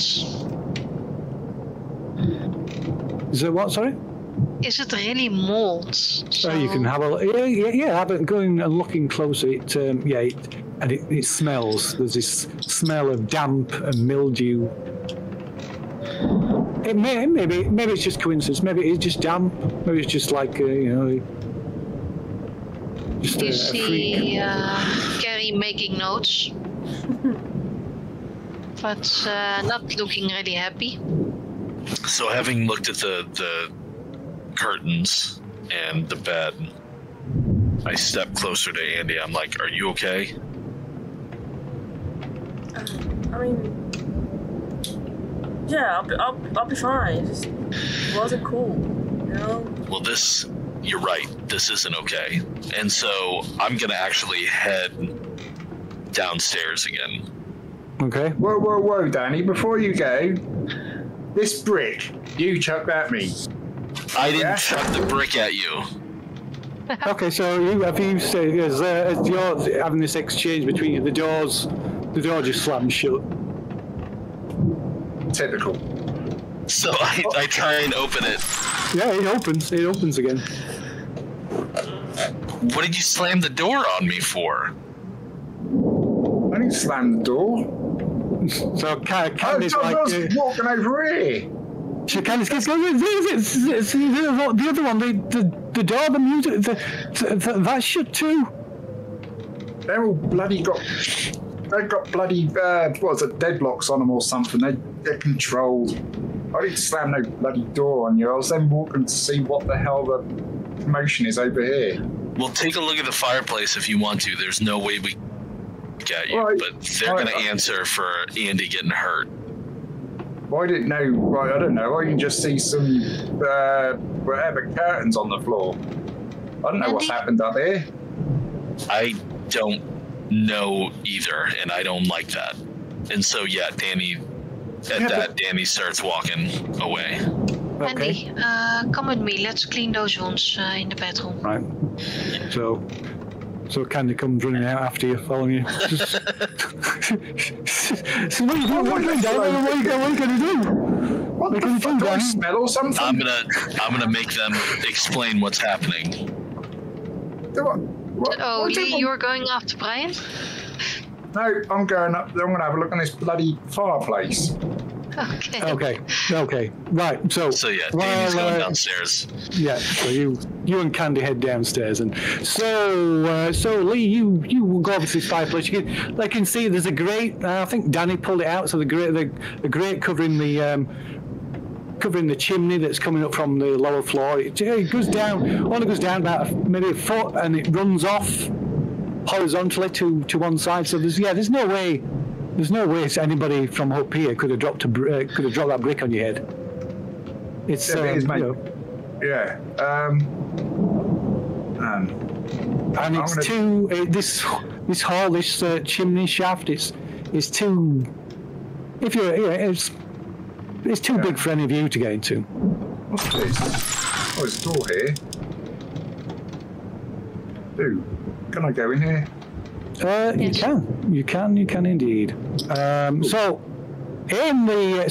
Andy and Carrie, you're in the bathroom. So it's clad in pearled white tiles. A lot of them have cracked. Some of them have fallen from the walls and lie on the floor. There are a pair of his and her sinks flank the steps leading up to a raised large oval bath that sits empty below a window that looks out over the grounds of the mansion. I will turn on the faucet and see if there's any clean water out of there. Okay, so you turn the tap and there's nothing happens at first. Then there's kind of this gurgling, rattling noise. And then just like a hiss, almost sounds like an exhaled breath. That's normal for old pipes. And then it just falls silent. But usually it's followed by water. Maybe we should go downstairs and see if they have water down there to clean up. Yeah, I mean, it's an old house. It might not be connected to the water pipes anymore. You never know. Look, I'll be fine. I'll stop bleeding. It should be okay. I will tie the bathtub for just in case. Okay, so it's the same. You turn the taps all the way, and there's nothing. Well, let's just find one of the others, maybe Lee, or go downstairs. I did look into the room to the back here, but it was just an old sewing room or something. So, if you're sure and we don't need to clean your wounds, I mean, they were really old drapes, you know? I know. I mean, if we come across something, we can clean it. But I think maybe we just try and take some off the nightstand as a personal thing, and just say be done with this room. Maybe. Oh, I got the handkerchief. It's already in my bag. Oh yeah, yeah, of course it is. Okay. I think we never got close to the bed anymore to search the nightstands. I'm not going near. Do you want to again. stay over here and I will check the nightstands? I had a quick glance over everything, but then yeah, nah. I mean, is all the drapes down? Is it just one side? Just one side. Just one side. Like the foot of the bed, right? Yeah, one of the foot of the bed. Yeah. Only that side. Well, we've got something personal. If it's from here, and then it'll be from the mistress, I assume. Yeah. But I will take a quick closer look at the nightstands, steering clear of the drapes, hopefully. Okay. So, Mr. Lawless, you are in this this room. So it holds. There's very little in it, but apart from a few chairs. There's a couple of doors leading out of here, and in the corner, in this far corner, there's a small table with a phonograph with a record. Is it still playing? It is not. It's stopped. Can I check that out, please? You can. So it's quite dusty. The brass trumpet is heavily tarnished. But there's still a handle on the side. Can I? No. What There's a record. There's a record sitting on a plinth. Can I take the record, please? You can if you want. Yes, of course you can. Yes. Thank you. I'm just retconning Shaun of the Dead. So the record. So most of the label is faded away, but you can just about make out the title, and it's called Myrtle the Turtle. Oh, what a name that is! Myrtle the Turtle. I love that name. That name is epic. I'm going to see if there's anywhere else we can play this song. That sounds epic. I wonder what it sounds like a WWE song. Sorry, Myrtle the Turtle. Try to play it in that room, right? So I'm gonna go out here. I don't know if that's is it outside here? This way. Oh, there. Is that going outside? Oh, yeah, that's hold on a minute. I don't know where that's going. Sorry, that's not. It shouldn't be a door. That's a window. Oh, sorry. I don't apologize. No, that's my fault. I put it as a door. Did you just jump out of the window? I just bang. I know I'm clumsy. There we go. It's a window again. Okay, sorry, mate. Yeah, so, I was like, I don't know why that was clumsy, but yeah. Straight through the window. Yeah. The windows. There's all there's all this heavy wire meshing fixed across the frames. These still not happy with these metal frames with this wire meshing attached to the outside of the windows. I don't think there's nothing to explore in it. I'm gonna have a look over this bit. What the hell? So it just goes into like an anti-chamber kind of thing. Oh. This is weird. You can always call for help, you know. This is a very small room here. Hello. Can you hear me, anyone? It's a bloody small room. I don't know if I should go any further with anyone else. Last time I done that, I had a bloody brick chuck at me, and someone was pissing about, making stupid bloody noises. Then wait a second. We will come over. Yeah. But is there anything in the nightstand? So no, they're all conspicuously empty. Okay, then Andy, should we catch up to Lee? Yeah, let's see what Lee's doing. Where did he go? He went through that this up there, didn't he? Yeah. I'm over here in this little, look like broom cupboard sort of thing.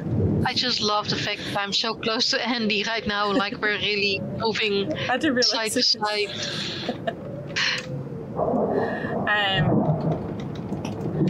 Wait, Scott. So, you found something? Or just... I don't know. I don't know. It's weird. I want to see where this goes. I don't know if you're interested, but it's in this way. Oh, hello. Look what we've got here. Oh, Okay. A trunk. So it opens into an old storage closet, and there's some old a pile of rotting blankets and like a steam trunk. hello. Steamer trunk. Kind of blah blah. Identify. Sorry. You know, that's my line. Blah, blah, blah.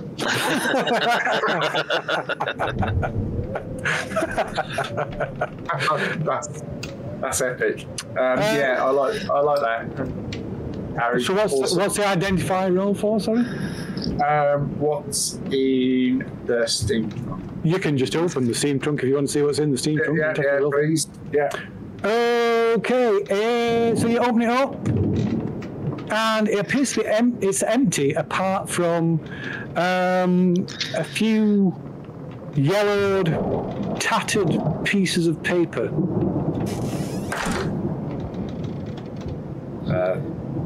Who shut the bloody door? Oh. Hello? What are you doing? Lee! What do you mean someone shut the bloody...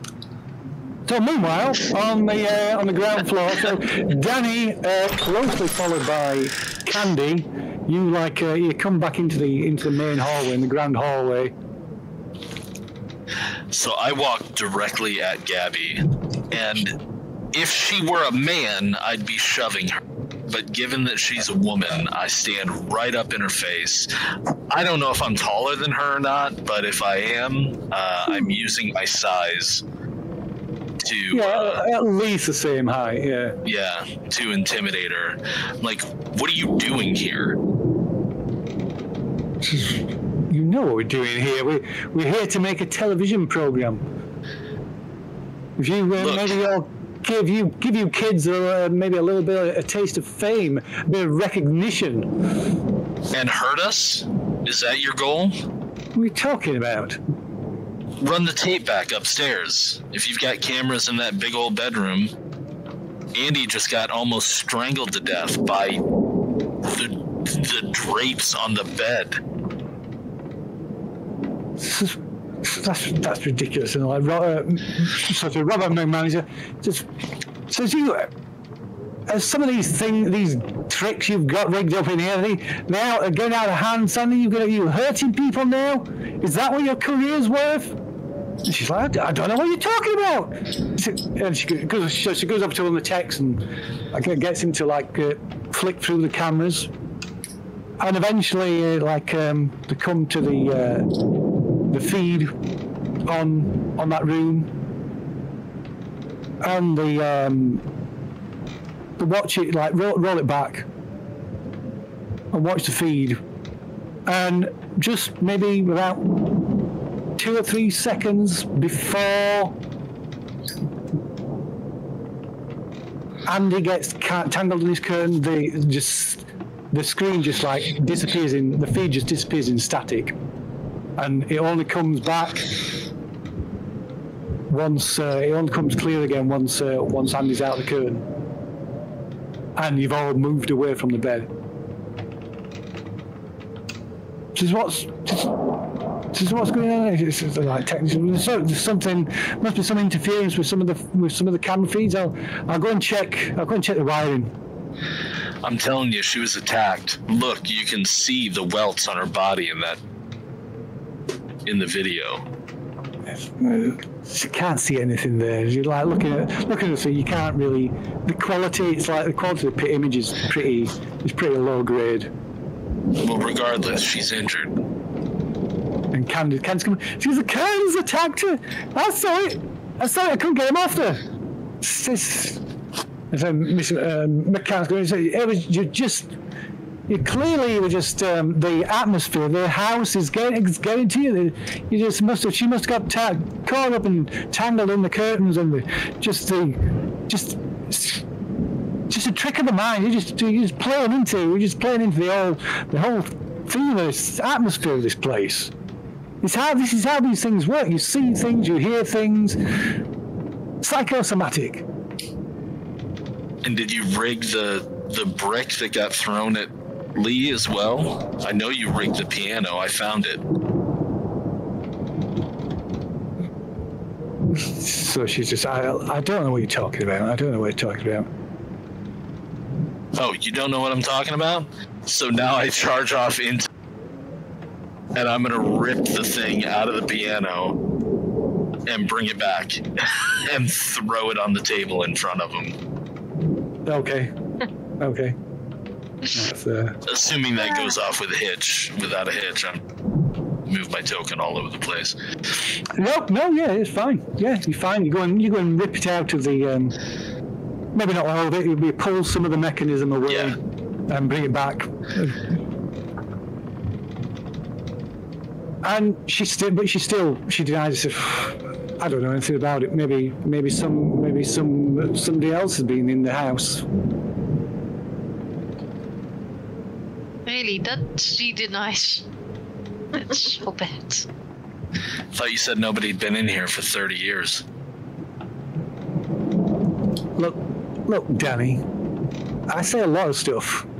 I say a lot of things. Anything to make to bring the viewers in. Anything to get the ratings on this ratings up on this program to what we need to get my career back on track. And it's like say, if you play along, then you're going to get something out of it too. Yeah, well, if any of us get hurt again, we're not going to be the only ones. So Miss Barker comes up. She says, no, Miss Sansa, there's something here in this house. I can feel the presence. I can sense this evil. There's evil in this house. I can sense it. McMahon's going, oh my God, for fuck's sake, really? Are we doing this now? Look, I don't know what to think, McMahon, but you weren't there and the video cut out. I'm telling you, I had my hands on those drapes. It's like they were twisting and squeezing and strangling Andy. So look, I don't know what you said, but I can tell you from experience that the mind is a powerful thing, powerfully suggestive. Maybe this young girl, maybe in a panic, she was twisting these drapes and causing them to get tighter and tighter. These drapes don't attack people, Mr. Thorne. Oh, it's her fault then. That's mighty big of you to blame it on the victim. Well, these people, I find people in this situation, I don't call them, they don't necessarily realize they're doing these things to themselves.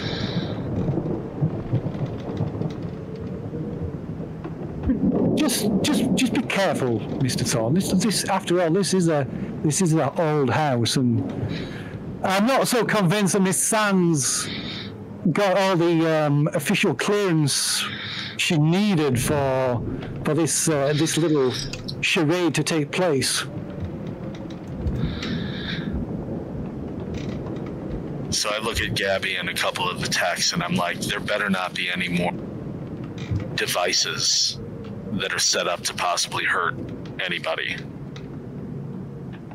She just looks at it. She's just just get on with what you're supposed to be doing. Or if you're not interested anymore, if you do want to taste, then you just sit there in the corner like the kid you are.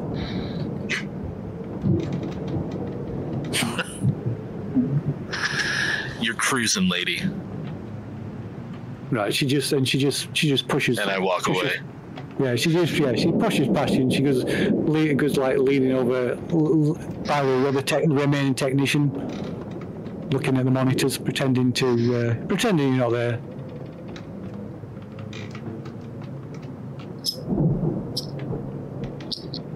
So yeah, I'll make my way back upstairs towards everybody else. I don't feel comfortable leaving people alone. Okay. And this time I do glance over my shoulder to make sure that Candy is following me. Yeah, she's she almost trips over you. She's that close behind you. Of course she is.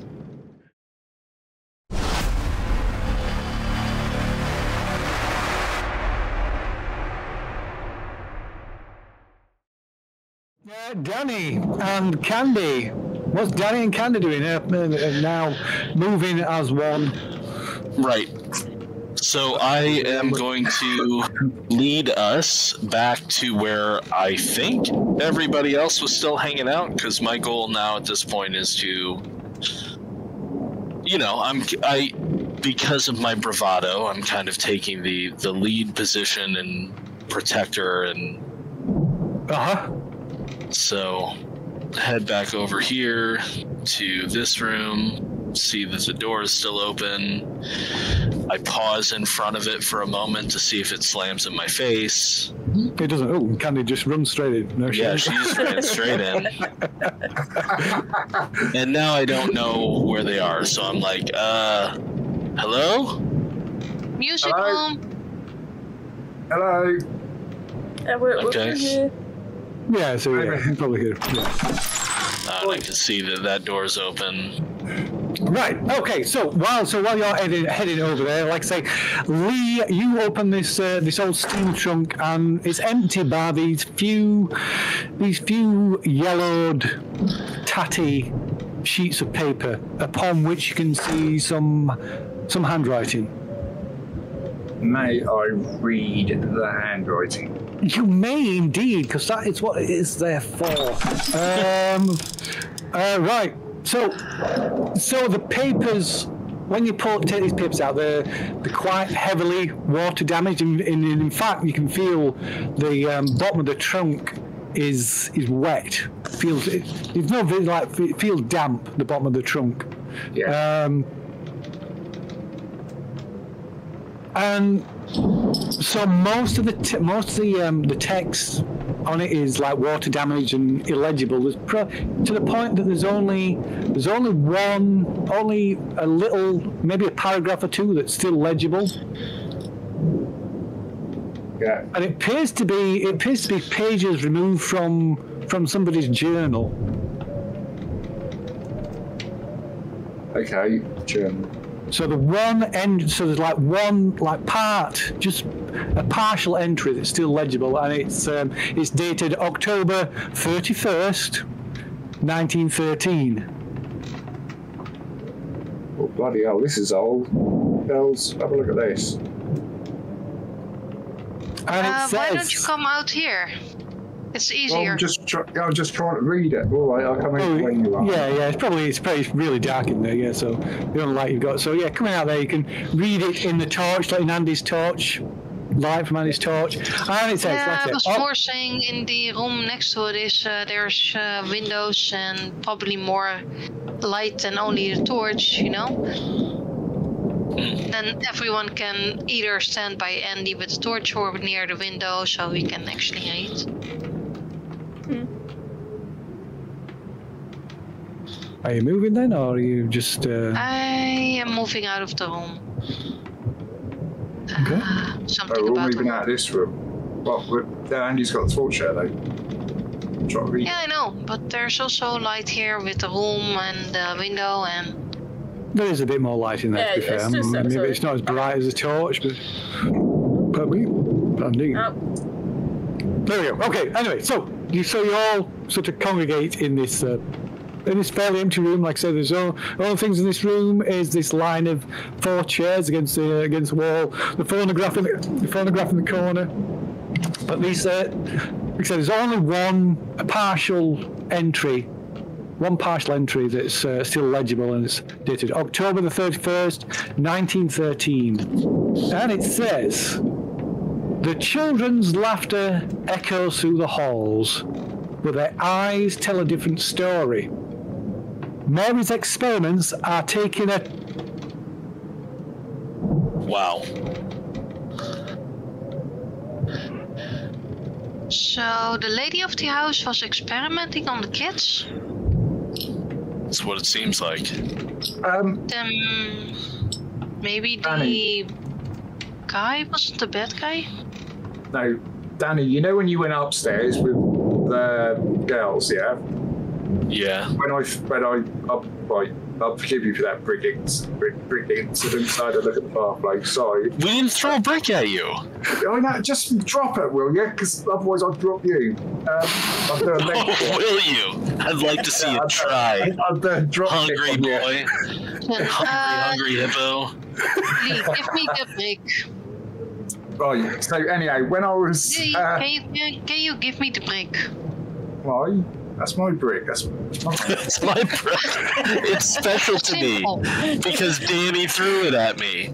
It's simple, Lee. I'm going to throw your brick down the chimney, and if we can, when we go out downstairs again, we can look. There's actually a brick there.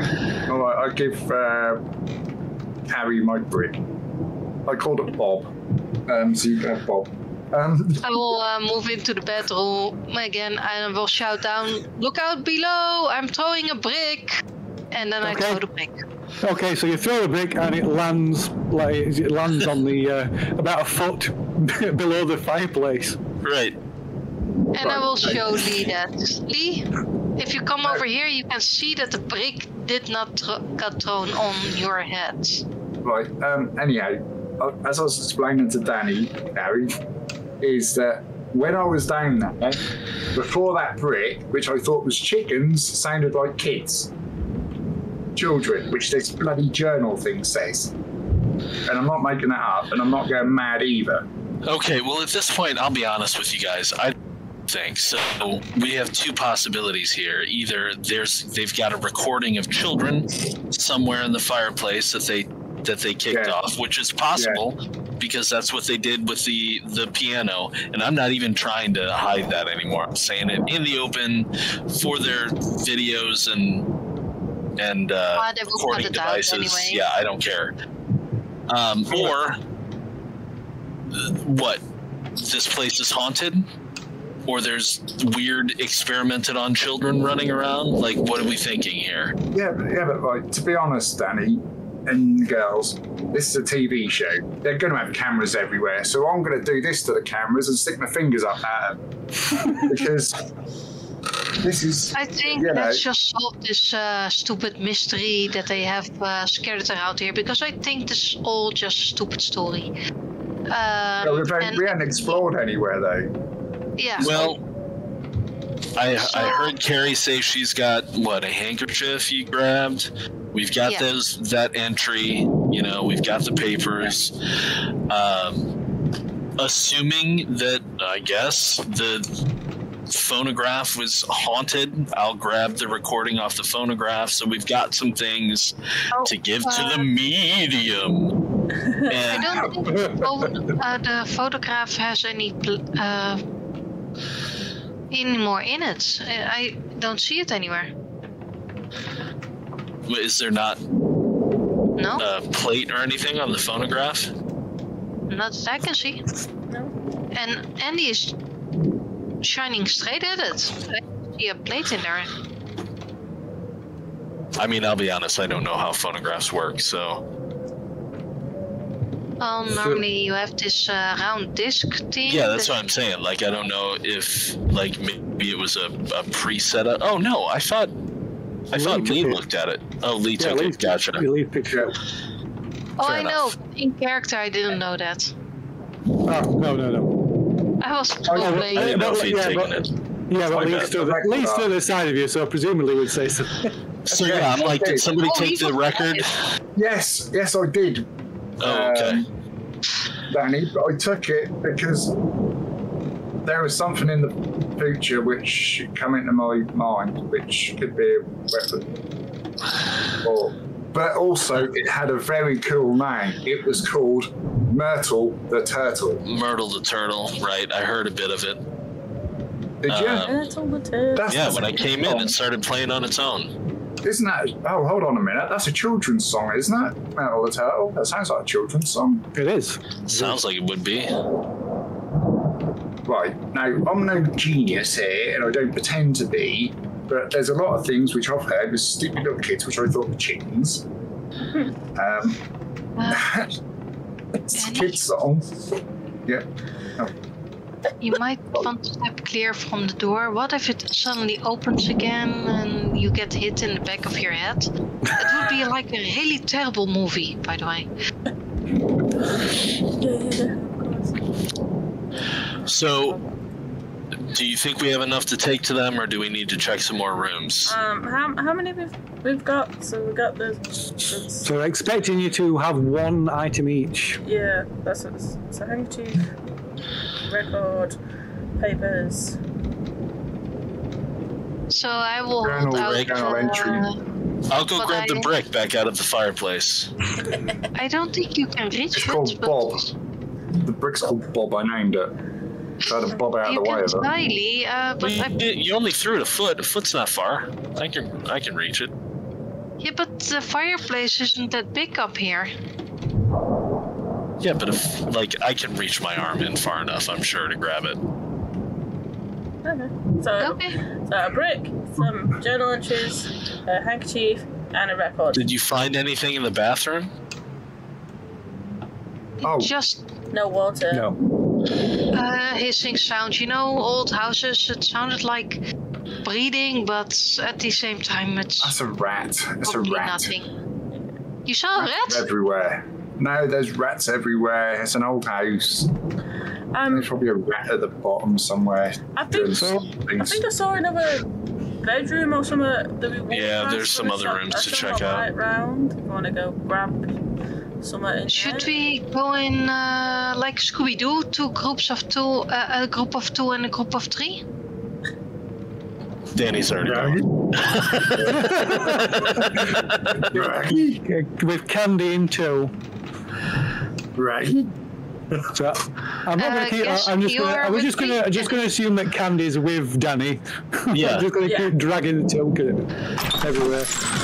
So are these stairs that go up? Or does that go... What is that? So that flight of stairs goes down, and there's another flight of stairs. These ones go up. Okay, I'm gonna go up. Okay. So, I'll move Candy. No, I can't move Candy. I shall give you So control. she's following me. She's with me.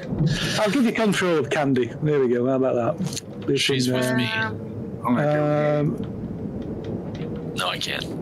go. Carrie's there's there with me. Carrie. Oh, Carrie's. Oh, hello. I didn't know you I could get thought through there. the door opened out of himself. There you go. You got control of Candy as well. Scared the hell out of me. Okay. Right. So you go in there. Okay. At Right. some point, So I need some chocolate or something.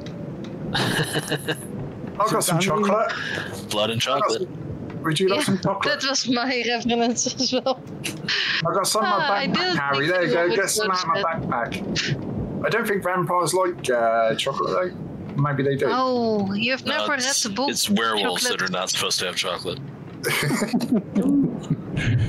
So you push open these another set of these double doors that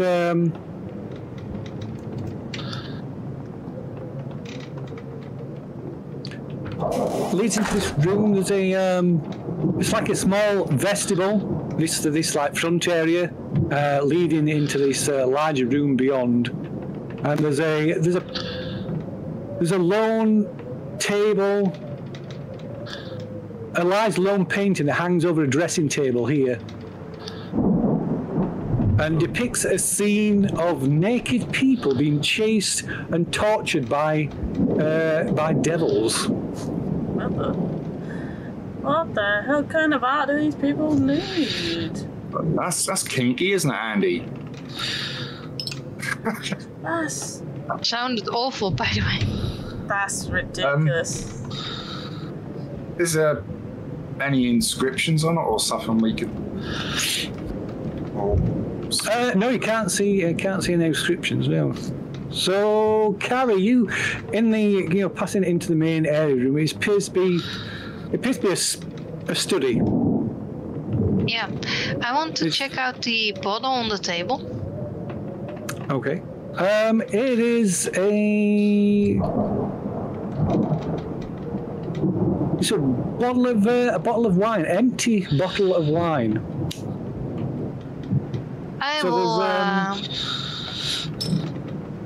It sounds a- strange, but I will grab the empty bottle of wine. Okay. And Lee, you already got your backpack? No, I don't know if Brian got it. Sorry, I don't know if Danny got it. Yeah, Danny picked I will it hand up. you the empty bottle of wine. Here, your weapon. No, that's all right. I've got my I've got Metal the Turtle. Metal the Turtle's fine. Why do I think of the movie Teenage Mutant Ninja Turtles. no, something with that. I forgot the name. Shaun of the Dead. Shaun of the Dead. Yeah. Oh, yeah, that's why I got the record. Yeah, so I did say. Not been filmed yet. Yes, no, but I had a feature that was like, bzz, yeah.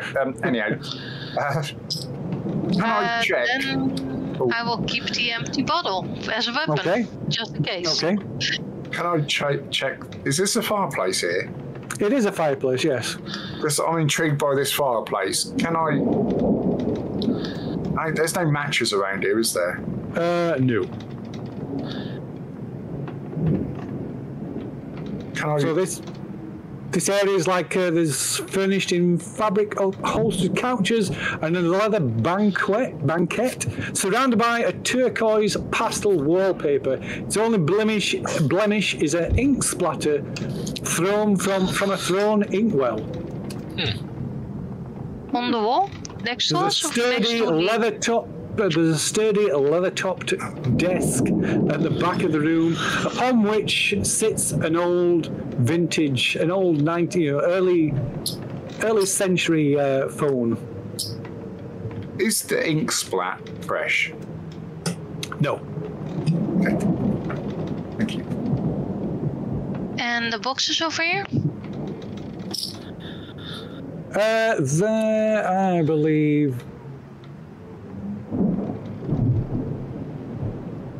Ooh. Yeah, they're just kind of junk in them. Anything that could be used as a weapon?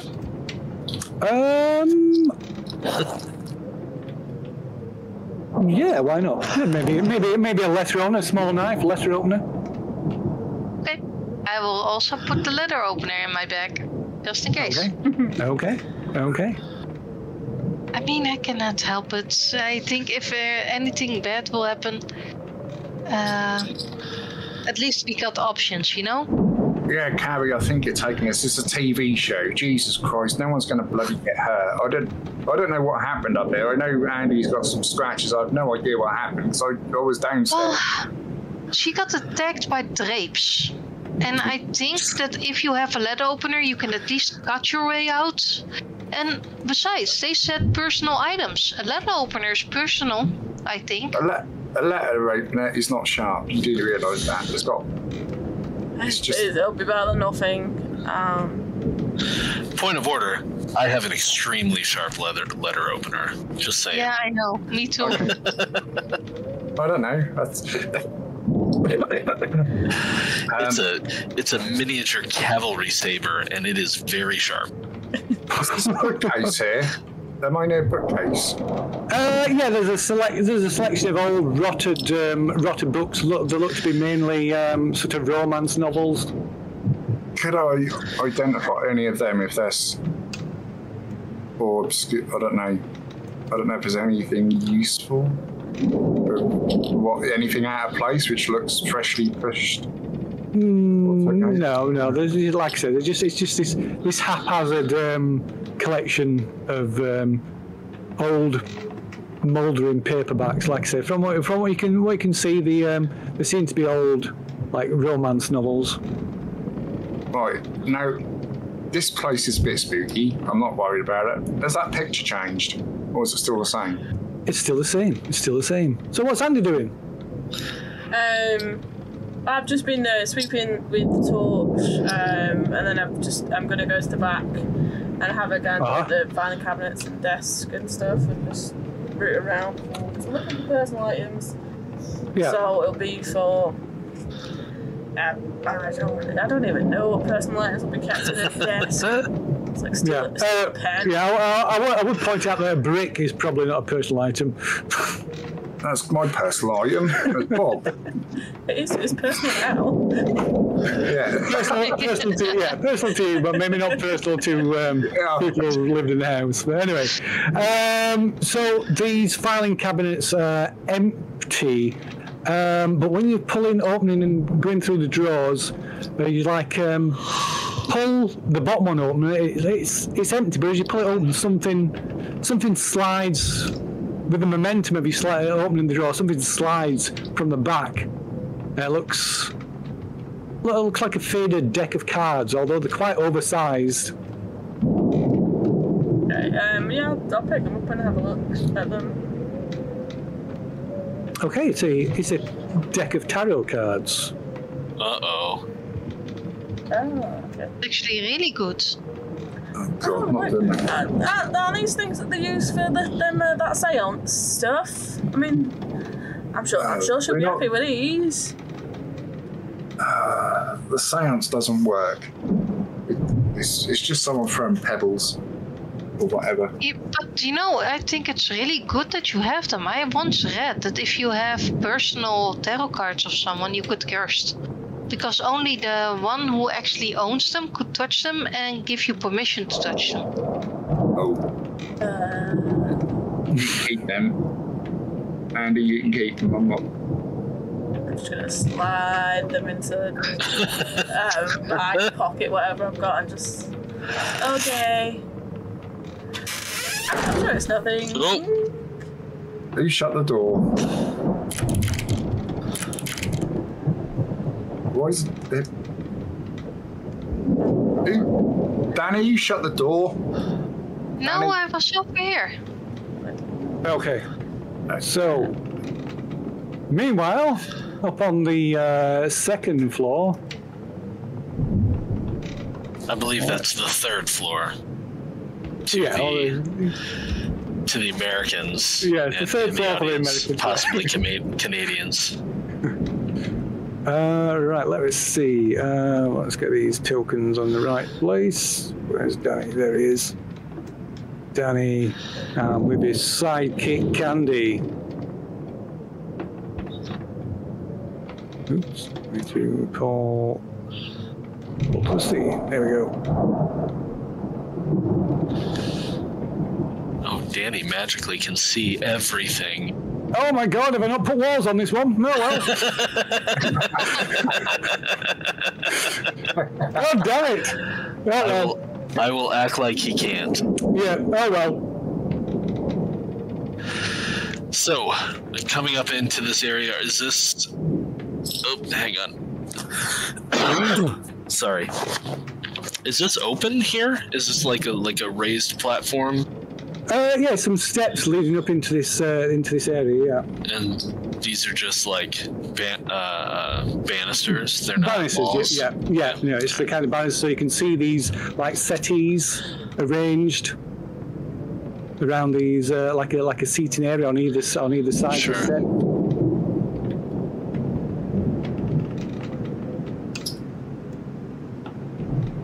Well, nothing else for it. Start moving. Okay. I will. So I see a door to my left. I can't believe I didn't put walls on this one. Head up onto the upraised area. Do I see anything that could be interesting or useful? So, I guess I see these alcoves with, I'm assuming, doors. So yeah, they're just these like short corridors with a door at the end of it. Yeah. They appear to be we can see like faded signs on the doors, which it seem to be like dormitories. Oh, okay.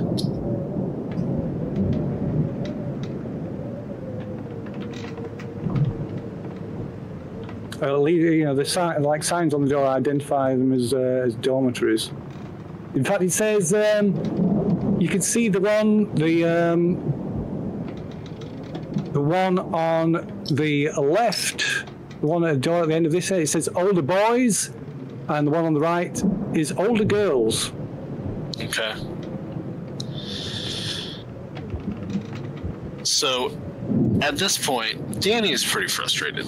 So I'm gonna sit down on one of these couches that looks pretty comfy, and I wave Candy over to see if she wants to have a seat with me.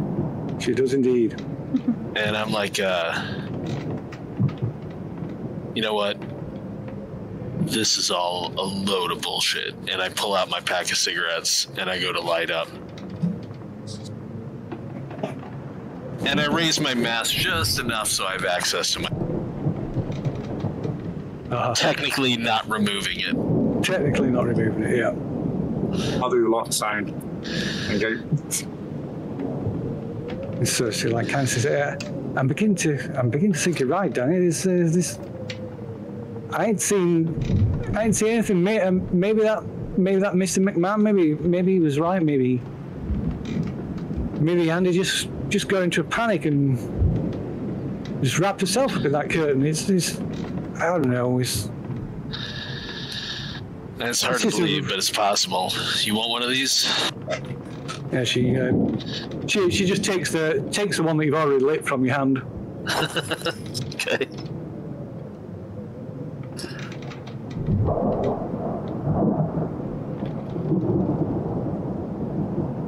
So what now?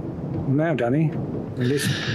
Well, now I think we just find some random thing up here, maybe some owned by one of the kids, and head back down to whatever show that the medium wants to put on. So yeah, I think so. Let's just get all this shit over with and just get out. Sooner we get this done, sooner we get out in the morning. Yeah. Well, I mean, it's a long time till morning, so might as well make what we can of it. Right, she. You romantic music. And she, Candy smiles knowingly as when you say this.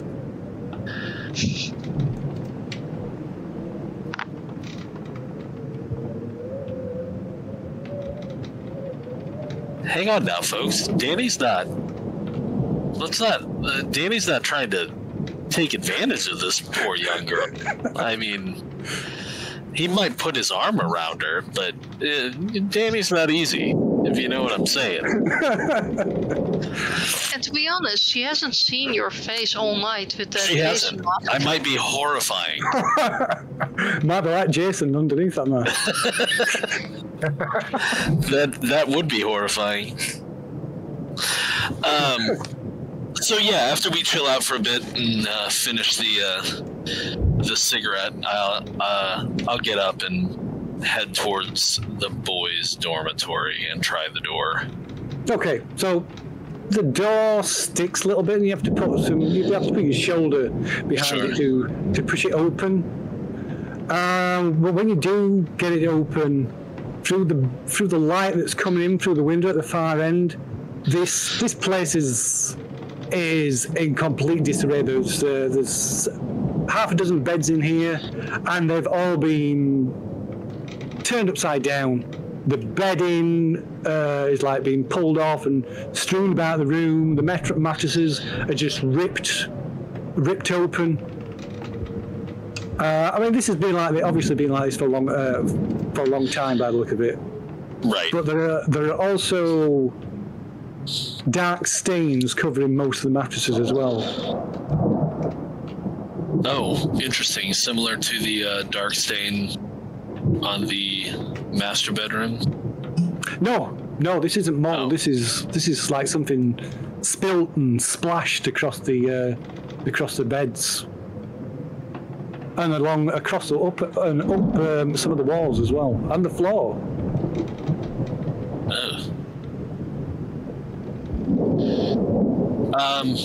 In fact, as you look closer, you can see some of it looks wet. Some of it looks wet. So looking close, I will actually flick my lighter on to get some actual light rather than just the light coming in from outside. Is it red, brown? It looks purple. It looks red. It looks to you, it looks like the colour of blood. Yeah.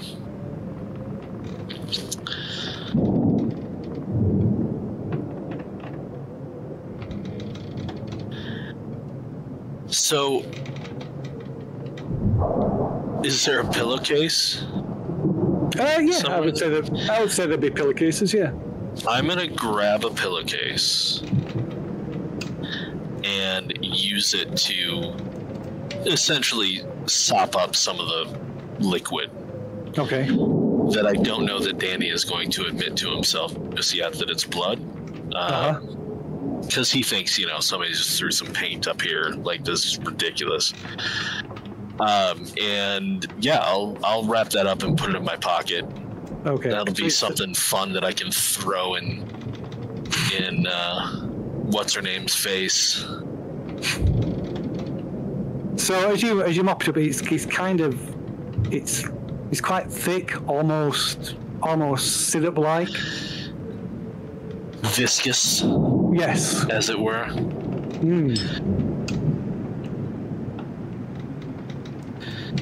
Yeah, it's just thick paint. It's fine. Somebody put some flour in the paint to make it thicker. That's all.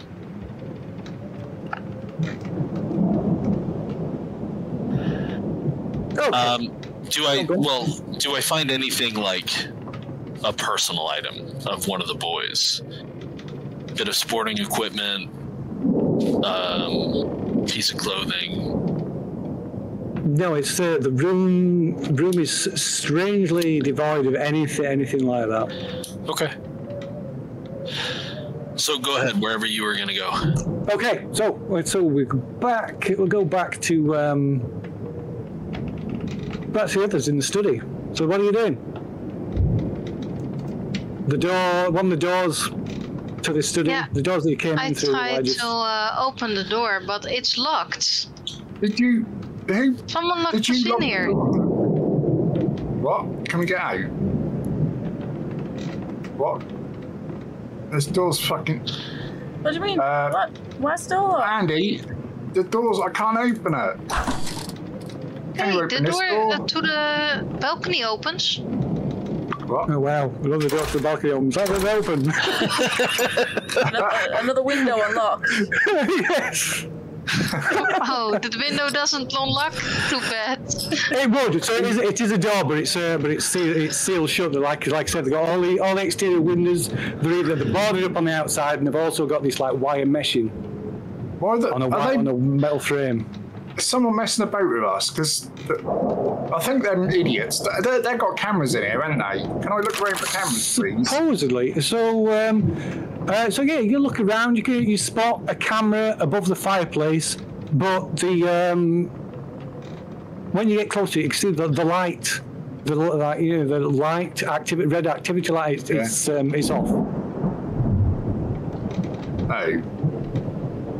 And the painting still looks the same? It still looks the same. Okay. Guys?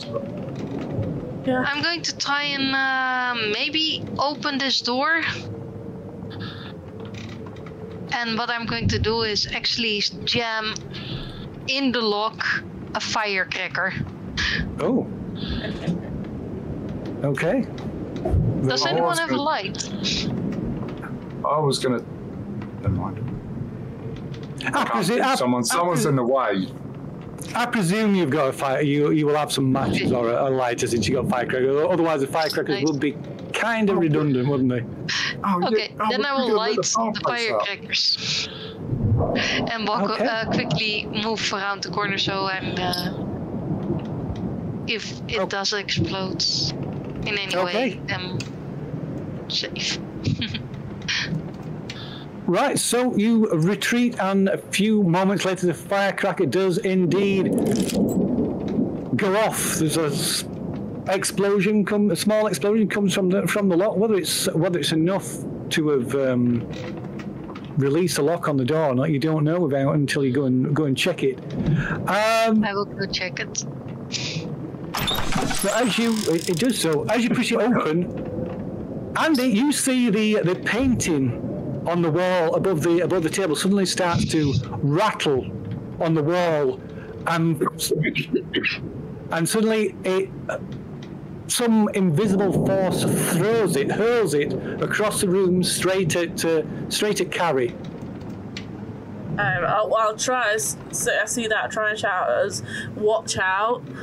It's like, oh, watch out! Don't know if that actually. If it was faster than what I could speak, but yeah. No, that's fine. That's perfectly fine, because the way initiative works is you shout out. If you shout out, then you go first. Normally, monsters and things would take the initiative anyway. But if there's an active player, then the active player gets to go first, roll first. So you, as this thing hurtles this picture, you turn around and see this picture flying through the air straight towards you, Carrie. You can make a protect roll. Okay, that's a +5 on my sheets. Yep. So let's see. Let's see.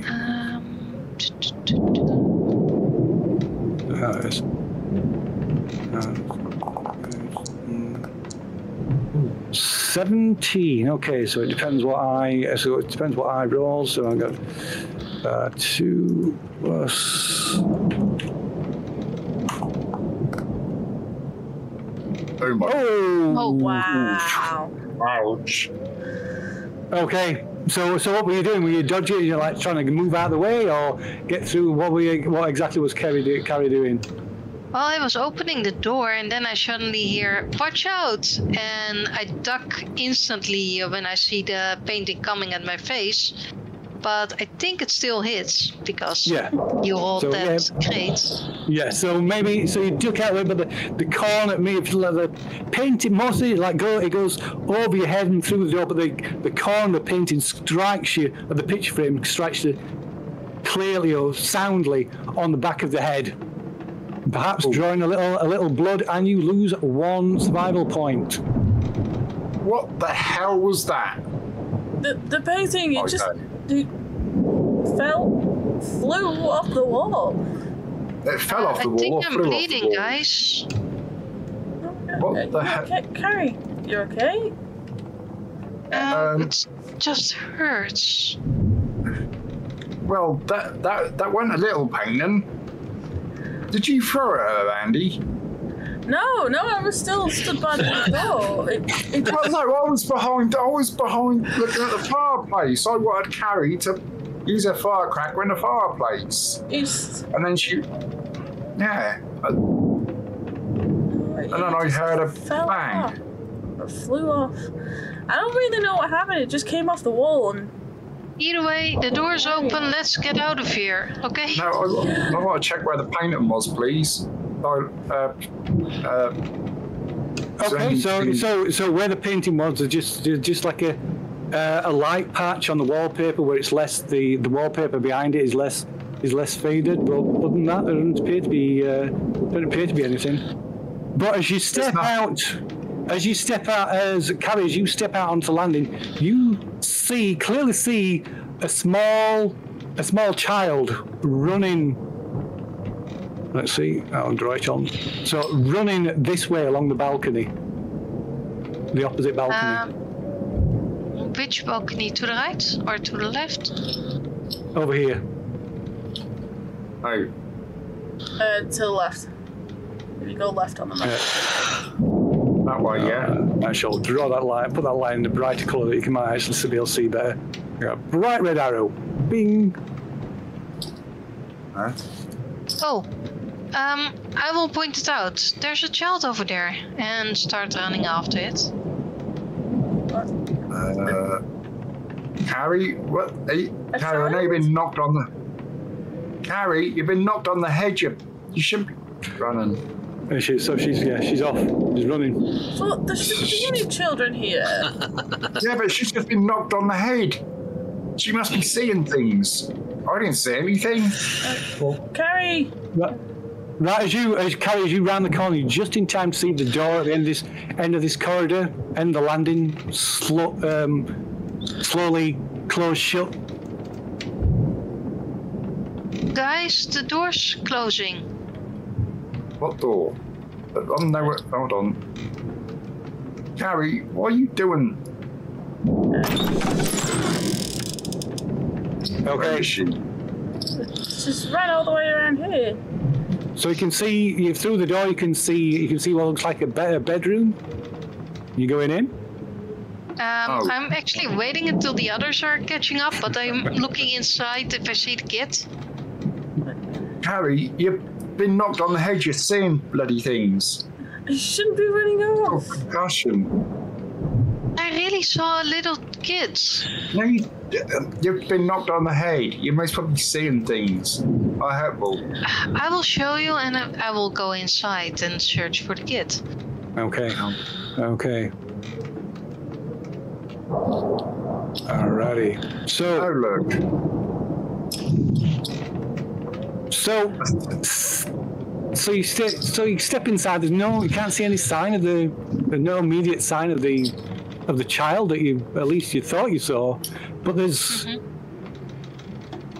this sense that somebody or something is here in this room, and to the point you feel the hackles rise on the back of your neck, and goosebumps appear unbidden all up your arms.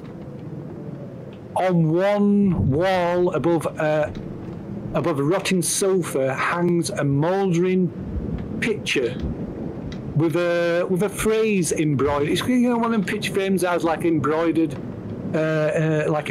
phrases on it, and it says, "I will trust and not be afraid."